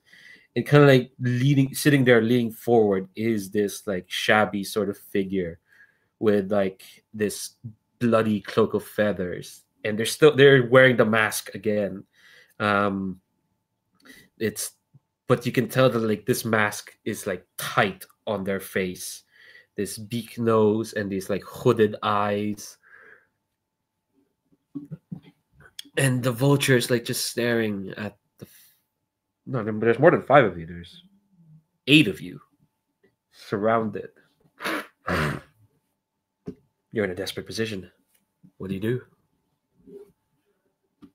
I just want to. I know this is probably obvious, but I'm assuming kind of our victory condition here is taking out the vulture. That's sort of the Mm-hmm. Depending on how well you do it, I might throw in just a fun escape clock for the heck of it. But we'll see. But yes, that is absolutely the victory condition. Yeah, what do you do? Well, the suspiciously open escape route is definitely not a direction we want to take. Absolutely not. Well, yeah, I think for our purposes, I think that we have the giant heartless at the town gate blocking that exit now, right? Is it stomping toward us ominously? Just standing there. It is kind of like it looks like it wants to stomp forward, but it's doing that sort of thing. I think it's just standing there for now, but it looks like it's raring to go. Okay. I think what Farrah's going to do is she's going to use her war machine ability and push herself to reduce the threat of all enemies we're facing by 1. And I think what she does is she gives this ancient ancient Legion battle cry in Old Imperial, and I think she charges straight at the vulture. Whew. All right, you can totally push yourself, and I'll say right now, the vulture, even though they were a level 4 when you fought them, this vulture actually starts out to level 3. So you actually managed to push them down to a level 2. And Heartless are usually level, let me double check. They're usually level 2, but they're not level 1. So any one of the Legion can stand up to them. I will say though that because you are okay, actually no. I'll ask what you're rolling here, Farrah. Well, for this purpose, basically all I do for the war machine move is I spend the 2 stress. The way it reads is I spend the 2 stress and I choose one of 2 effects. One effect is I perform a feat of physical force that verges on superhuman, or I reduce the threat level of all enemies you're facing by 1. So I chose the reduced threat. I've always read that as like that's while you're pushing yourself to do something, so you can do that and then you can like add an extra die. Then I will. I'm definitely going to skirmish with the vulture. All right, so you're in a desperate position. That hasn't changed. Effect though, let's see. You're a level 2. You're a level 1, and I'm assuming you're using your fine bastard sword. Yep, I got the fine bastard sword, got the fine shield, all that stuff. Yeah, they'll put you up at limited, but because you brought down a level, they'll put you up at standard. Sorry, we have to do the maths here. And you get an extra die. So it will actually put you up to standard. You would have been lower because you're in heavy and you're trying to run towards him. but because of all your shenanigans and pushing, I'll put you up, and the sword, I'll put you up to standard. So desperate standard.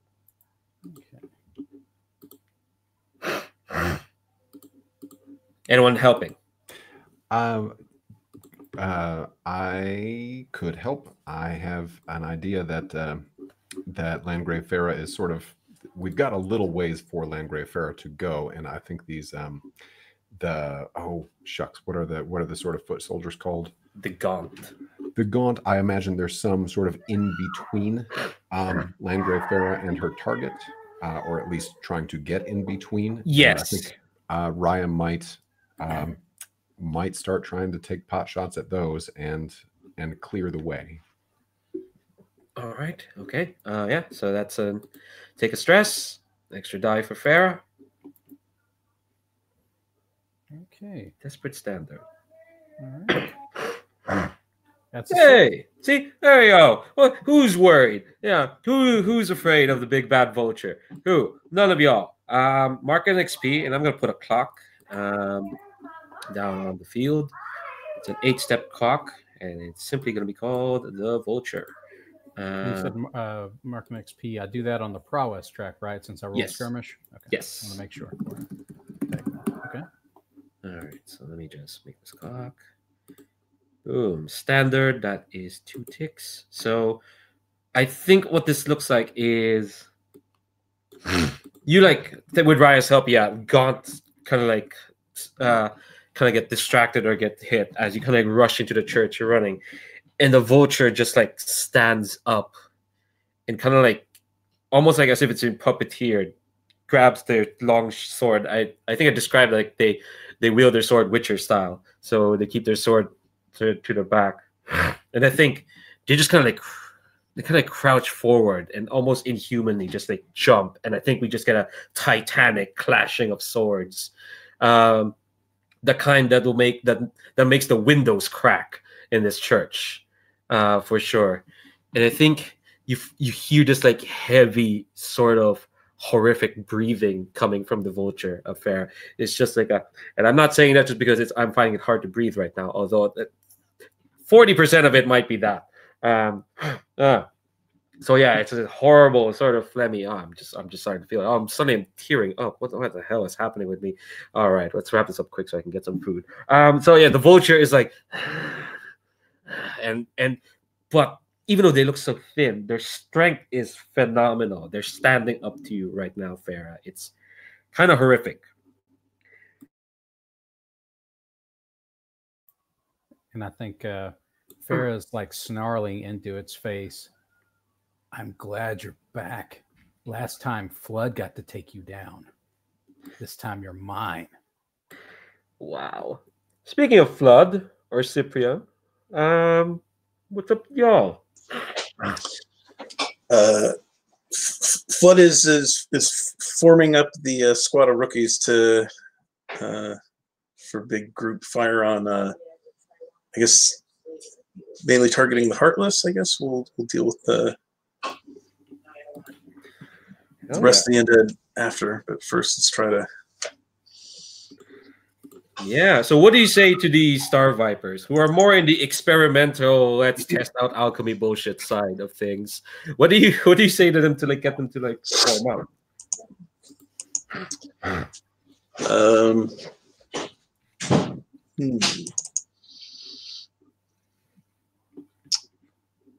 Let's see. Flood is quiet apparently, so not much. Probably just says. Squad, black shot on my, fire when I fire, and just takes aim. And as soon as they understand, all right. Yeah, I was gonna say like you don't have any points in the social no action rating. No. All right. So tell me, what are you rolling?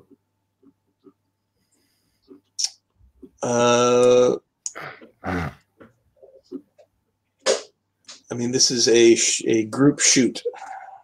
The thing is Cyprian shooting as well? Well, I'm one of the rookies, so I was presuming so. Yeah.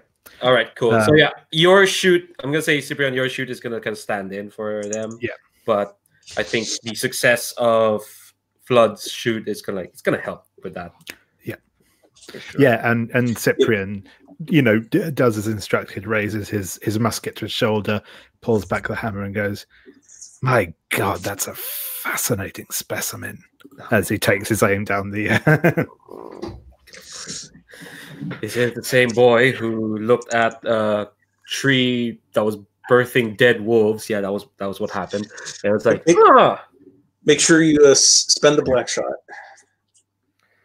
All right, cool. So yeah, group action. So you're rolling shoot.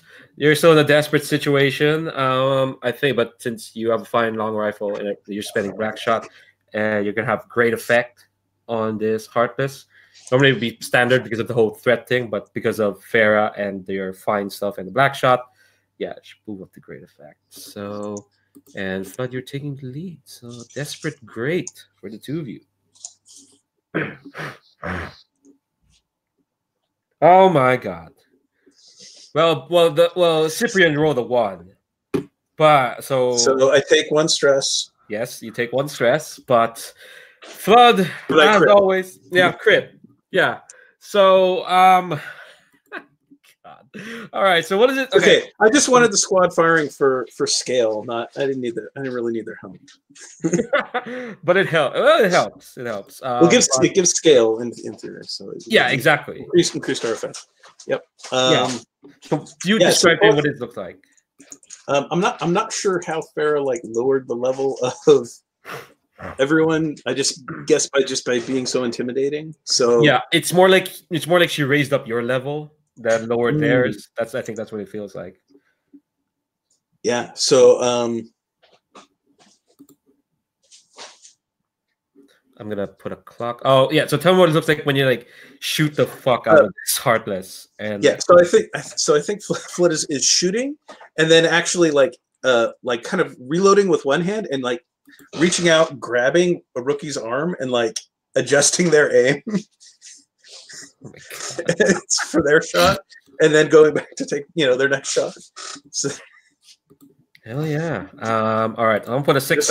You have to, it just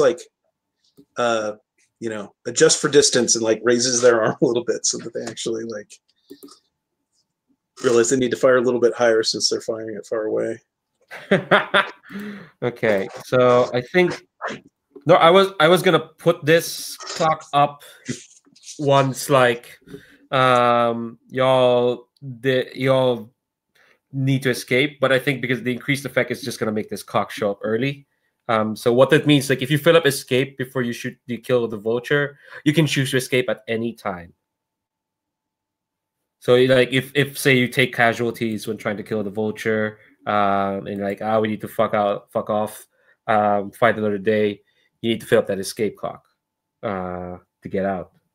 But because of the critical increased effect, it's gonna make it appear and already start with 2 ticks. So yeah, you're still in a desperate situation because you're in the middle of a town, trapped. I'm gonna go to Cyprian and then to Raya because they've assisted so far. I want to see what they want to do. So Cyprian, your squad is doing surprisingly well in terms of the fighting. Not that okay, it shouldn't be surprising. You're legionnaires, come on. But I think you shoot the Heartless, and Flood, being the famed murder machine of the Legion, to the point where I probably should have mentioned he did pick up some fanboys. He did pick up actual fans. I should have rolled 1 less dice because I am injured. Oh, well. I'll just say I pushed myself. I guess that's just the easiest way to. Can we? I'm sorry. I was on the verge of suggesting a flashback on the march here, to which Raya actually did get to expend a use of Doctor to. Oh, that's only at the end of a mission, though. Oh, is that?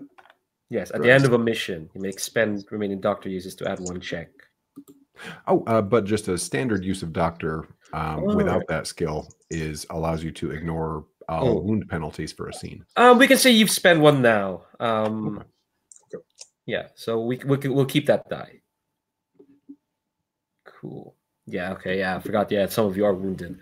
But yeah, use up one bit of doctor. We can say like during that salving shot that we saw, salving shot, shot of salve at the start that helped here. But yeah, I'll remind myself you get -1 die. But yeah, back to you, Cyprian. This Heartless staggers and falls to a knee, and it's just. But the gaunts that are onto your left, they're kind of like starting to march up. They've got a few shots from Raya, but like they're pulling out the like sickles, and they're like just they're walking towards you like a very angry youth center about to perform a very harsh version of West Side Story. Just proper vicious, just like they're about to. Sorry, I'm sucking out all the tension out of the room by mentioning that. Apologies, but cool. I think I think so. Just to check, what sort of thing can I achieve with weave? ooh. I'm not sure exactly what it. Yes, I should have like copy pasted like the page. Hold on, let me find it here in the book. Oh yeah, no worries. When you I think I've got the. Sorry, I think I've got the. But yeah, carry on. Oh, okay. Okay, yeah. Okay, so yeah, it is something that's like okay. When you use weave, you invoke arcane powers to change the world around you. Doing so is not without cost and should always be considered extremely risky. It's like in the purview of alchemists and mercies in order to bound themselves with the divine. So it lets you detect divine presence. It lets you like bind yourself to a divine. Yeah, it says here it represents a deep connection with a divine being, usually after having sacrificed something of yourself. So it is something like probably like we should have double backed with Matt when he got that weave ability. But like, I'm happy to like if you have an idea for which sort of divine being you've bound Cyprian's bound himself to, we can flash back to that. Oh, I think the specific thing is our so there was a note in the character. I think it is the chosen of our of the Legion sort of thing. But yeah, no, that's cool. No, but all that said, I think for the moment, I'm probably just going to again take a shot at these gaunt as they're approaching to try and hold them off. I think what this sounds like is it's going to be a setup action for Raya's next move. That sounds good to me. Yeah, I was thinking something like that. So I'm just thinking if there's something more in keeping with what I'm good at that I can do, but probably not in this situation. Not really got time to rig up any sort of defenses. So I think now I'm just going to go for a shoot. Just going to kind of lay down some fire on them. Okay. And yeah, later we'll probably talk about what sort of pact you made with the Chosen. Who it makes sense because you weren't there for that mission, but like yeah. The Chosen did talk to Cyprian about the wolf and told them that story. Cool. All right, sorry, just sneezing like hell over here. All right, you're in a desperate situation. Are you going to use backshot for this? So I'm thinking maybe. So I guess what my question with the way setup works will actually make a difference if I use Blackshot or not. Ooh. The thing is, it'll bump up your effect, but a success would bump up their effect anyway. For sure. So maybe it's not needed if it's a setup action. Yeah. So no, I think in this case it's more just a case of just taking pot shots at them to kind of harry them rather than do any particular damage. So I don't think I'm going to do that. Okay. Can push yourself or take a bargain? Is there? Yeah. What devil's bargain is on the table? What is the devil's bargain on the tables? I'm gonna. Ooh. I think. Oh, you'll notice this, Cyprian, because you're touched by the divine. So that means you're kind of like you can detect divine presence, or at least some kind of divine presence. And I think you will be able to actually get a hint of where this sable arrow is, where the scout is. But what makes it bad is like you'll notice that she is starting to like notice that y'all might get out of this, and you'll get her attention by noticing her. Let me tell you right now, she's a level 4 threat. Okay, might have been brought down. Well, no, it says here the ability for actually no. I should respect Farah's ability, but that's still a level 3. Yeah, I think that I won't take that bargain right now. I think I'll just roll as is. What about pushing yourself and see what happens? No, I'll hold off on that for the moment. I'll save that for when things get more dicey. Okay.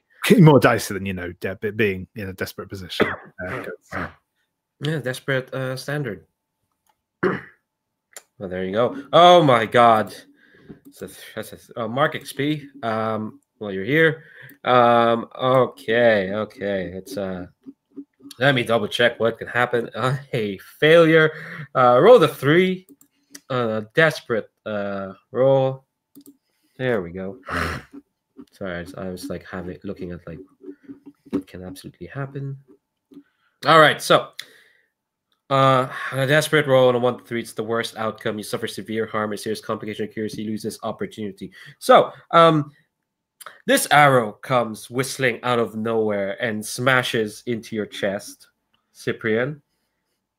This is a level 3 harm. Cool. I think I'm going to resist that. Funnily enough. Wait. Also, I forgot one thing about these arrows. They're corrupted, so you also take 4 points in corruption. You can resist one or the other. Ooh. Sorry, it's desperate. I have to make it bad. Oh yeah, no, that's fine. The reliquary should help with the resisting that one. Ooh, so you do have armor as well. That is true. Oh yeah, no, that's true. So yeah, I will mark armor to resist the or at least reduce, however you want to do that thing. But I will mark my armor to resist the injury, and I will roll to resist the corruption, and I will mark a point of reliquary that gives me extra dice, I believe. Yes. Yeah. So that brings you down to level 2 harm. I'll figure out what the wording is. It gives you +1 die to resist the corruption, and it also reduces the amount of corruption taken by 1. Cool. So 3 points. What you're going to resist it anyway. So yeah. Is that what's the roll to resist corruption? I'm gonna say corruption. Well, it's a resistance roll, so I pick whatever it is. Yeah. I think I'm gonna say it's prowess because it is kind of like try to avoid as much of the arrow. I'm imagining like you get hit by it, but you kind of realize what it is immediately. Just it's probably not great to yank out an arrow, but it's a corruption arrow, so. So that's 2 stress I take for that. Yep. I'll say you'll take 1 point of corruption. Sure thing. But yeah, you'll take a level 2 harm. That sounds like I'm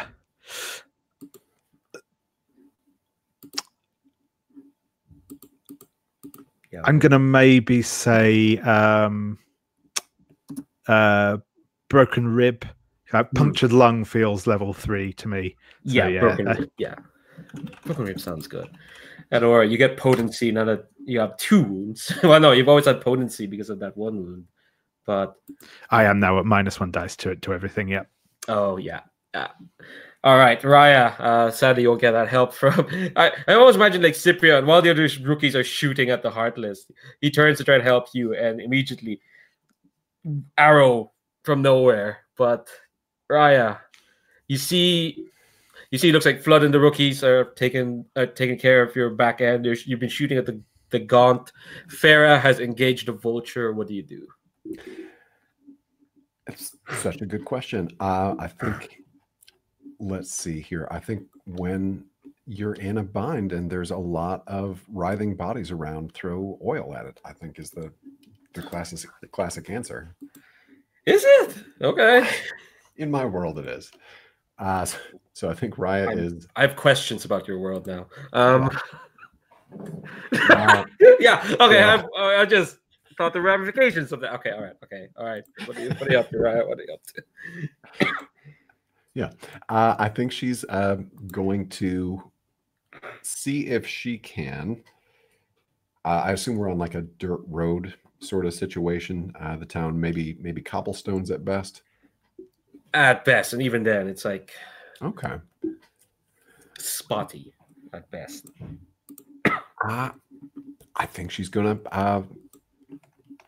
Let me see. I've got 3 uses of this, so we'll try to use them all now. Just throw a handful of oil vials at the most concentrated group of Gaunt. Okay, what are you rolling with this? Oh, that's such a good question. Let me see. I don't have any really great options. I think shoot makes sense. Maybe skirmish, arguably. I think probably shoot makes the most sense. Yeah, I think that's fine. Desperate position. Mhm. So mark well, when you make this roll, mark XP. You do have that level 2 harm, right? I do. Yeah. So that actually takes away a die. So do you want to push yourself or take a bargain? Tell me a bargain. You see movement to your right to the quote-unquote escape plan. You see like folks starting to build barricades. Now, here's the funny thing: these are folks starting to build a barricade. You don't see much undead building barricades. Okay, that interests me. Yeah, I'll take that bargain. Okay, cool. So that puts you back to 1 die. Anyone helping? What did that setup roll or the setup action do? It failed. It just didn't happen. Okay. It didn't happen. Farrah will. Let's say like you're in the church, right? Oh, I think I am outside with the majority of the troop. Okay, I thought some of y'all had come. A couple of y'all had come in the church and were like harrying the undead that were in there. No, they're still outside. You're the only one in the church. Okay. So there's just me and the vulture, basically. Okay. I was going to say, if they were in the church, I could just be barging the vulture around, and maybe we knock a few of the undead into more of a close group. But no, not much I can do there. Sorry. All right. Sounds like no help from you. So you roll 1 dice. Desperate standard. You've done impossible throws before. All right. Oh, why was that 2? All right, so 2. Cool. Oh, I think what happened was like you added 1 bonus die. I think you're right. Yeah, but either way, they're both failures. Right, they sure are. Cool. All right. So I think oh boy.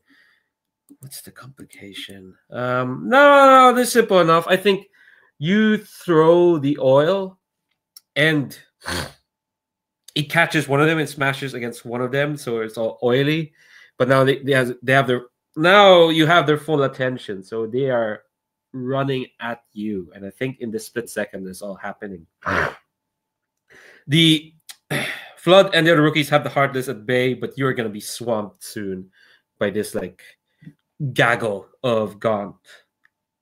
It's not the worst complication I could throw at you, but like I think like if anyone else wants to do anything without taking care of this horde that's now kind of on you, I can't put you down to a position worse than desperate, but this is kind of what it is. You're gonna have to try to take care of this horde before you do anything else. But before we jump to that, we cut to Farrah. Farrah, you're now in a vicious battle against this vulture. The battle you were denied by Flood accidentally, but oh no, he totally meant to take the vulture down. He just wasn't seeing it as like taking a shot from me. So okay. He's a bit obsessed. So I'm going to Let's see. Guess I'm going to basically keep skirmishing with the vulture, and just keep barging them around as best I can. Okay. What does it look like? I think basically because of the vulture's enhanced strength, I think it's more of a just barging back and forth contest. Like the vulture is swinging their sword, but they're doing it like, whereas the vulture maybe originally would have been more of a fencer. Now they're fighting with that sword like it's a butcher's cleaver. They're just like slamming at me with raw strength, and so it's more of a back and forth battle than it might have otherwise been. Yeah. So we're sort of struggling against each other. Like, he does a wide swing to try and chop in. I block it with the shield and hack at him with the bastard sword from the other direction, and it kind of goes back and forth like that. And we're just sort of basically just smashing through pews and basically anything in here that is smashable is getting smashed as we basically try to clobber each other. Hell yeah! All right, so it's a skirmish. Still in a desperate position, but it's with great. You're gonna have great effect. We've done the maths. We don't have to do it again. Are you pushing yourself or taking a bargain? I think I'm just going to take it straight. I don't want to. I'm not going to add anything to a bargain right now. Okay. So desperate, great effect.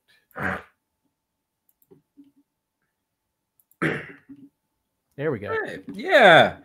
Gonna keep chipping away. Let's see. So 6 on a great effect. That success on a great effect. That's 3 ticks. So you're well on your way. That's not how you edit that. Nope. Well, give me a sec. 1, 2, 3. So yeah, I think you are kind of like this duel is almost kind of like tearing this like it is kind of like tearing this church apart. You can like the vulture is also smashing through pillars so they get to you. I'm imagining like there's a specific boss from this video game called Sekiro that I'm imagining that like there's this bit where you have to fight this giant ape, and then it's got like a sword stuck to its throat and use that to cut its head off. And then once you think it's dead, I really do hate that boss, by the way. Yeah, it's not great, but it looks awesome because like once you cut its head off, it stands up, picks up the head and the sword, and starts fighting you again. This headless ape, and technically it's not an ape, it's a monkey. But yeah, I think that's kind of like how that's how the vulture is fighting right now. It's like there's something that's crawled up inside it that's controlling it from within. That's why it's like these wide, long arcs with the sword. Like it's all like a butcher's blade. It's like it's no finesse. The sword is kind of being torn up as well as it's kind of like fighting. And again, you don't hear anything from it. Honestly, it's just this horrible phlegmy. And I think you're tearing up this place, and I think like even like smashing through windows and whatnot because it's also jumping around. It's a live sort of creature. But I think you're standing strong for sure, and you are getting your hits in. I think. Here's the big hit. I think you swing and you cut off his left arm. Its left arm just goes flying. And it kind of like stops and just kind of like sort of touches the wound or stump where the left arm used to be, and they're still holding the sword.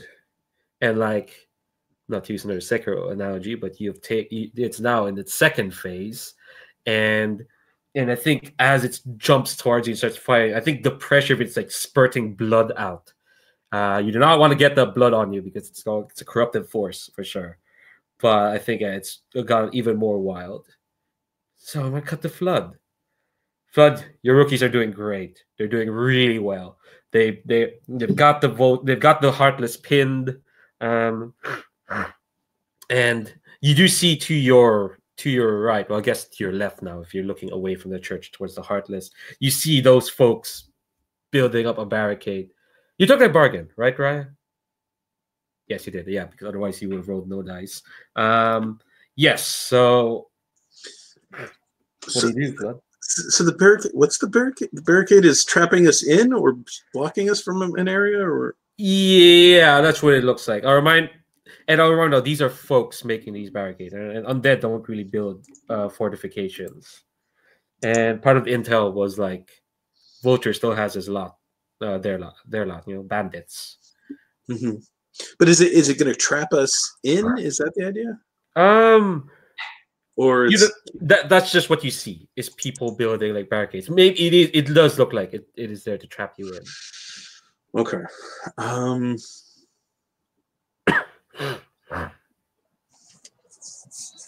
Oh, you can also hear this like kick-ass battle happening in the church as well.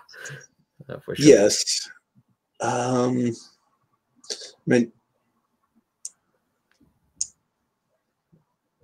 I think as the sniper, what Flood really wants to do is, sniper versus sniper with Xenia, but I don't think he's been freed up to do that. There's too much this barrier being built, and then these flaming what are they? Oh, they're not flaming, they're just covered in oil. Oil covered gaunts coming at us. Yeah.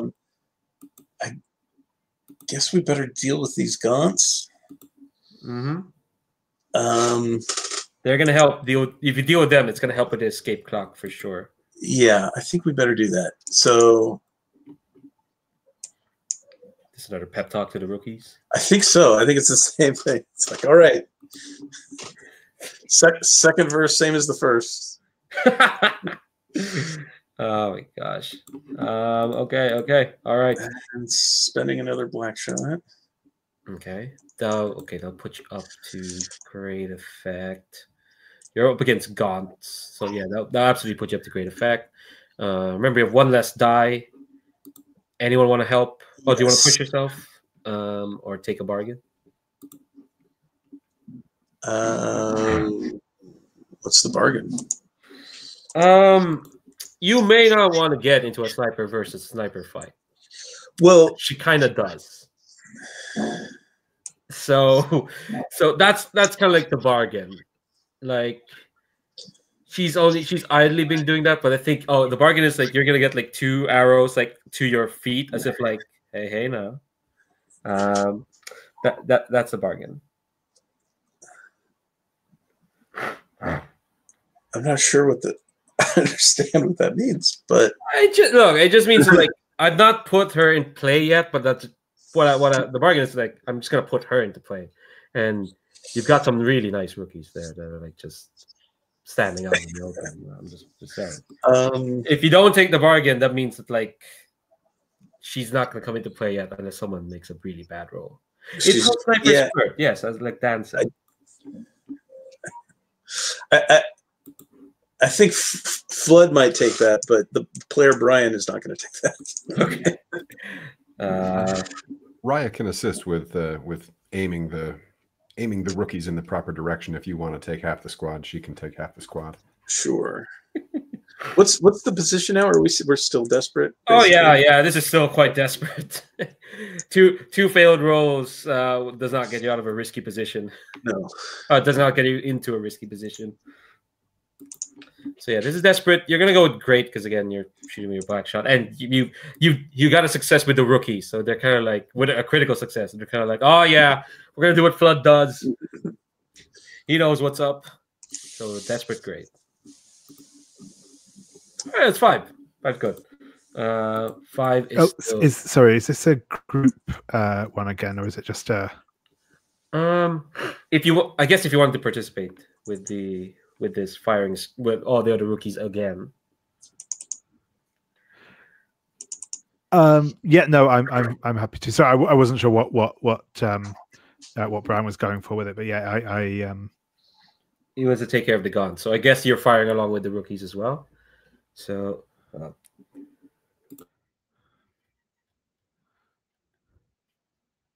sorry, this annoying nose thing is impeding a bit with my cognitive faculties.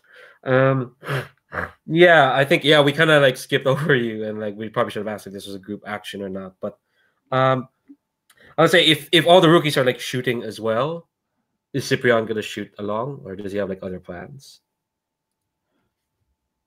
They're shooting at the gaunts that are like kind of come after you right now. Yeah, no, I mean, I think that was what Cyprian was already doing. So yeah, it probably makes sense for him to take part in the sort of group action. Okay.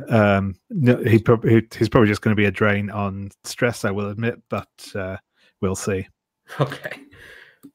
Yeah. Well, the most happens like once. Yep. Nope. Oh, wait. It's your dice. Take the lowest. Wait. Yeah. Oh yeah, because you do that. So Yeah. Okay. All right. So take a stress there, flood, but you still do it. So 6. Ooh, that bumps up your escape clock to 3 more ticks. So yeah, I think you keep the gaunts at bay. Oh no, it's a 5. So actually, that should go down a bit. So you keep the gaunts at bay. Let me see. What kind of complication can I throw at you? There's a complication. You suffer severe harm. A serious complication occurs. Yeah. The thing is, yeah, you do keep the gaunts at bay, but I think what's gonna happen is the Heartless suddenly rears up, and as you keep the gaunts at bay, all of you kind of like get pushed back towards inside the church where the vulture's happening. And okay, actually, no, here's a serious complication. I think one of your rookies is gonna get caught out by this Heartless that you had at bay, but as soon as like you've kept the fire off him, it kind of jumps and it'll grab one of them in his midst. Do you want to resist that? Flood.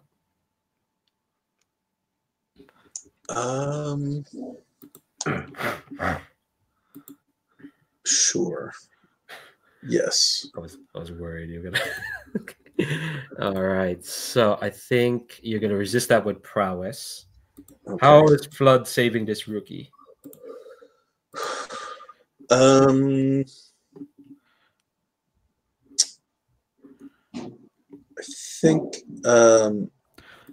think it's a shot with his pistol. Right when they come get that close, he comes up with his offhand and. Hell yeah! All right, roll your prowess resist. All right, take 2 stress. 2 more stress. You are 2 ticks away from probably trauming out, but 1 Colonel Blood. We can flashback if you have that. I'm 3 saying. ticks. Oh, 3 ticks. Oh, cool. Sorry, I'm just looking at the wrong one. All right, so yeah, you're now inside the church. I think you shoot it, and like the Heartless flinches away, and once again, this rookie, who we'll probably name in the future, looks at you with godlike admiration, for sure. I'm really starting to hate my nose. Unfortunately, it's essential. Cyprian, all of you are now inside the church. You see the Farah is locked in a desperate duel against the Vulture. It's lost its left arm, but somehow gained 2 times more hit points. It's really annoying when they start doing that in Dark Souls. They've lost an arm and suddenly they're spurting blood, and they're suddenly 10 times more powerful. How does that make sense? What do you do? I mean, I'm just conjecturing here, but it seems likely that whatever animated the reanimated the Vulture would require some sort of artifact. Ooh. You can make that conjecture. Yeah. So I would like to oh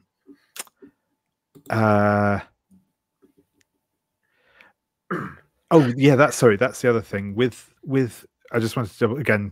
Sorry for because I've not really looked at it in that much detail. I've got the page open, but is weave like the other specialist actions in that it's just something you spend rather than something you roll? Yes, it is a specialist action. It's just not one for any playbook. It is something you just spend, but like it will come with a cost from you. But you'll get like something out of it. This is something we probably should have talked about in between sessions, but like I'm fine to have that talk now if you want to. But yeah, you do just spend it. Yeah. So I guess what I want to sort of get out of this is I think that I want to kind of somehow interfere with whatever is reanimating the Vulture to kind of stun them or distract them or something for a moment, to kind of give Farah a chance to sort of get the killing blow in on them. I think the thing is like this binds you not to a chosen but to a god. This ability. I think you could absolutely get it, but I think it is gonna cost something out of Cyprian. Well, you can have that talk with the horned one in a moment, I suppose. Or it could be like a specific god. I'd say, you know what, we'll have that talk in the next session, because again, we'll have that talk with this specific god, but I think we can absolutely let you have that. I think I'm gonna require because it's the first time you're using this, I'm gonna require a resist from you. Cool. So yeah, I think as they're forced back into the church,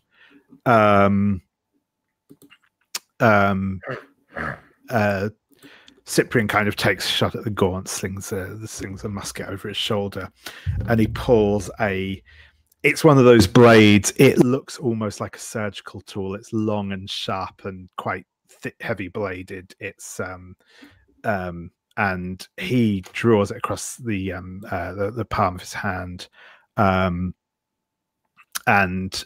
sort of holds it up and says, sort of by the by sort of the in the name of the gods, rob this creature of its taint. Oh, sorry, cure this creature of its taint, and yeah, I will roll. I'm guessing resolve. Yeah.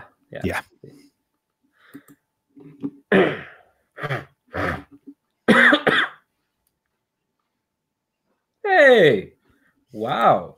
So I think, yeah, you stand firm, and I think you hold up your hand, and I think for like a split second, your mind connects with infinity. How does that feel?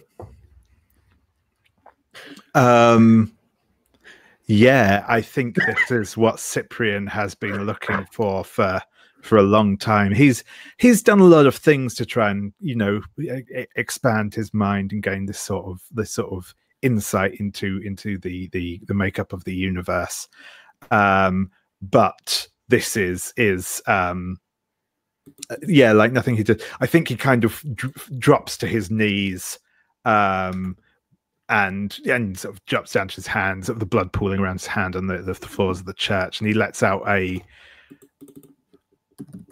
it's definitely one of those sort of cries where it's kind of difficult to tell if it's, if he's in pain or a very opposite sort of state of mind. And, then just sort of shakes his head again, and sort of his sort of pupils kind of come back in a little bit. As he's sort of panting on the ground. Yeah. Sorry, I'm just looking up a specific god. I think when you make that scream, the vulture kind of like stops in mid swing and screams in unison with you. And like when you connect with infinity, Cyprian, you see like almost note for note the threads that are keeping the vulture alive, and like the actual mechanical workings that are keeping this head attached to this body and keeping it like, alive is a strong word. And I think you hear this like this melodious kind of like voice. Actually, no, you don't hear a voice. You hear like a tune in your head, and it's like this carefully constructed sort of hymn, almost crafted well, so to speak.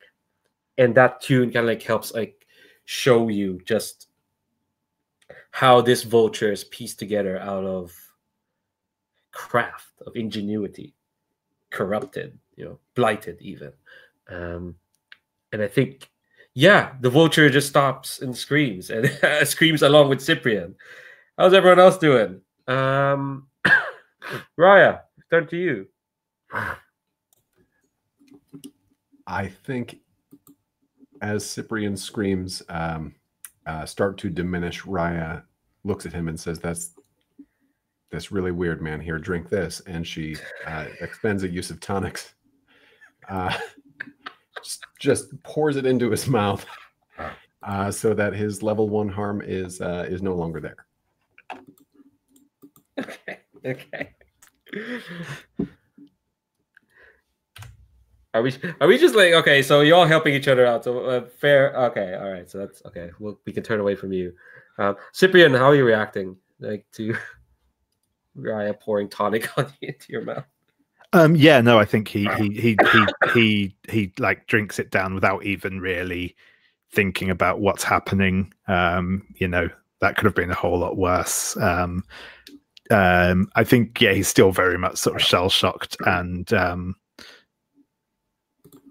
but yeah, he's got that kind of almost like rictus grin on his face still, I think. All right. I think that usually Weave is going to add 1 tick to this vulture clock. I'll be nice. Yeah, and you did do the resist. But after this, when I'm probably less sick, I'm going to actually properly read that Weave page. Farah, you got the equivalent of you've basically summoned in your squad. Okay, I'm going to stop with the Dark Soul analogies. Farah, you're fighting the vulture, and the vulture just stopped to like scream bloody murder along with one of your rookies. You've got a moment here. What do you do? I'm going to take that new head off him. You sure it's going to stick this time? You sure? I'm going to start there, and then I'm going to burn the rest of him. Okay, fair enough. Okay. All right. I'm assuming you're rolling with skirmish again. Yep. Let's see. Does that count? Does what he did count as an assist, or did that just fill up a part of the clock? Or I'm gonna say that. I'm willing to spend the point of stress to have it count as an assist. So yeah. Okay. All right. Do you want to push yourself or take a bargain? I think with the assist die, I think I'm just going to stick with that. Cool. Desperate, great. Because I might need that stress again in a minute. Oh yeah. You still need to get out of here. There we go. That's it. Oh yeah. All right.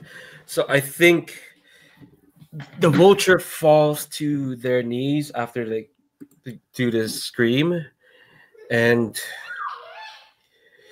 it looks up at you, Farah, and again it's like heavy, phlegmy breathing. They've dropped the sword. The blood has stopped spurting from their left arm. They don't have that ranged attack anymore, and it looks. The vulture sounds heavy, tired, like it really wants to go to sleep. Again, I'm not describing myself. That's really what the vulture sounds like.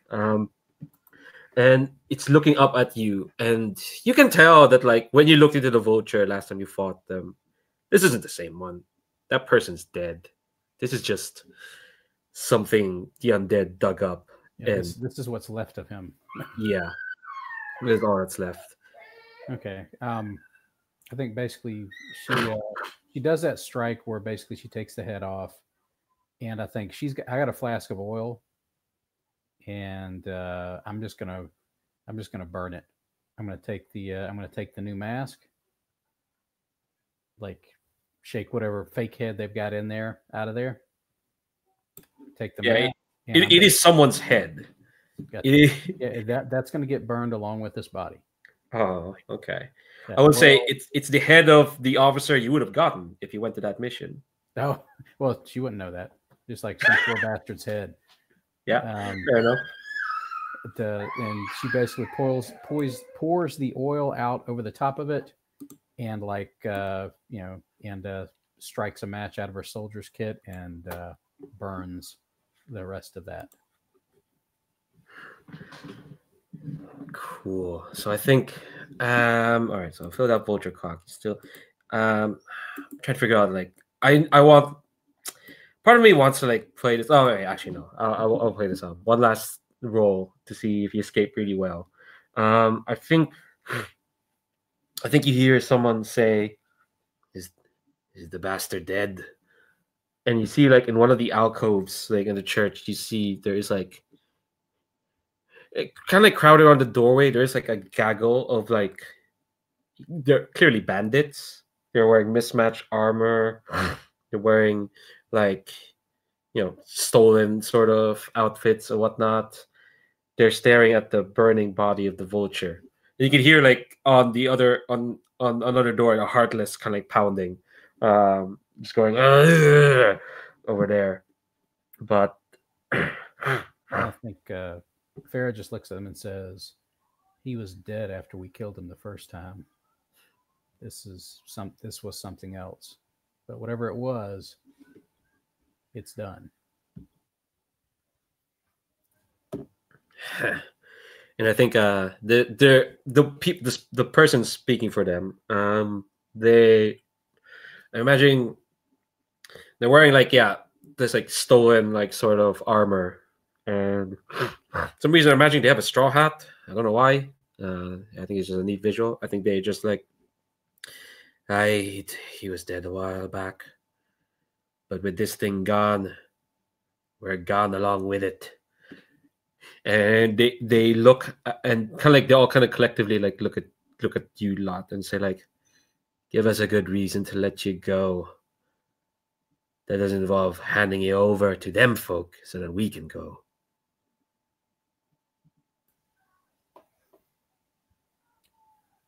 Let's see. I think Farah looks down at the burning and like looks up at them, and she says,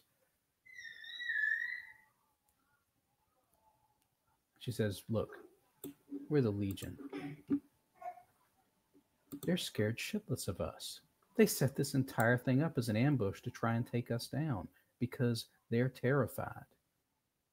Now, if they're terrified, what do you think you should be right now? I'll give you this option. Come with us. We'll get everybody out of here. And you can decide where you want to go after that. Because you know they're not going to let you go. They can't. They can't let anybody know that what a huge setup this was. Because their setup failed.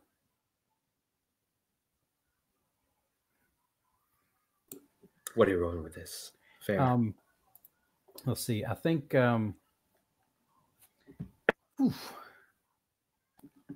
Not a sociable type. No? Yeah. I mean, I think I'm not sure if this is a consort or a discipline, really. But it could perceivably be a sway. But I don't have any dice in sway, so I'm leaning away from that. Mm-hmm. Either sounds good. I'd say you probably have more effect with discipline because you're all kitted up. You just killed the vulture. Okay. Let's see. I'll go with that. And let's see. Could anybody else offer me an assist die there? Because I've only got one die to roll. Yeah, I can. I think Raya may play good cop to your bad cop and say, we also have medical supplies and can treat your wounded. And can we also show Flood in the background with like two smoking guns, a rifle in one hand and the pistol in the other? Oh my God. All right. So I'll say your position is now risky. It's no longer desperate. You've got some undead on the other side of the church. Your effect is bumped up from standard to great because again, you're all kitted up. You're disciplining them. Do you want to push yourself or take a bargain? I think I'm going to push myself. Okay. So that will give me one bonus die for the assist and one bonus die for the push. Mm-hmm. So it'll give me 3 dice to roll. Yeah, risky, great. Oh. Hey, 5's still good. I think. Let's see. I don't want to put another complication because you filled the clock. That's for sure. I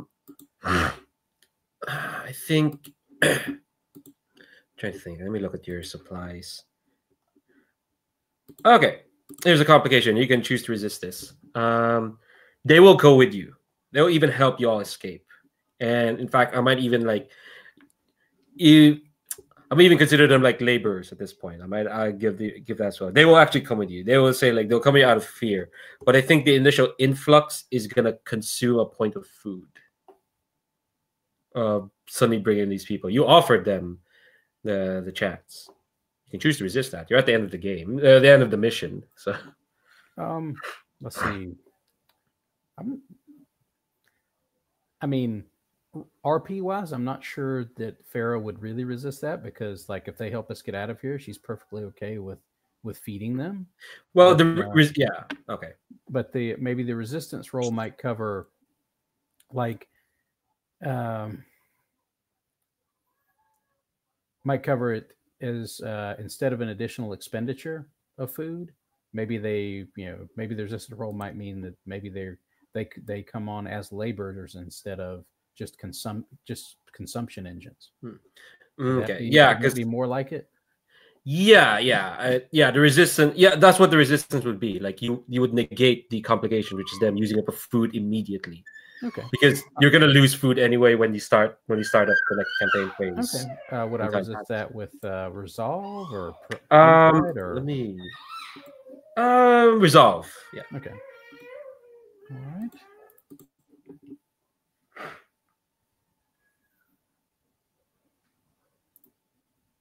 Yes, one stress. I can take one stress.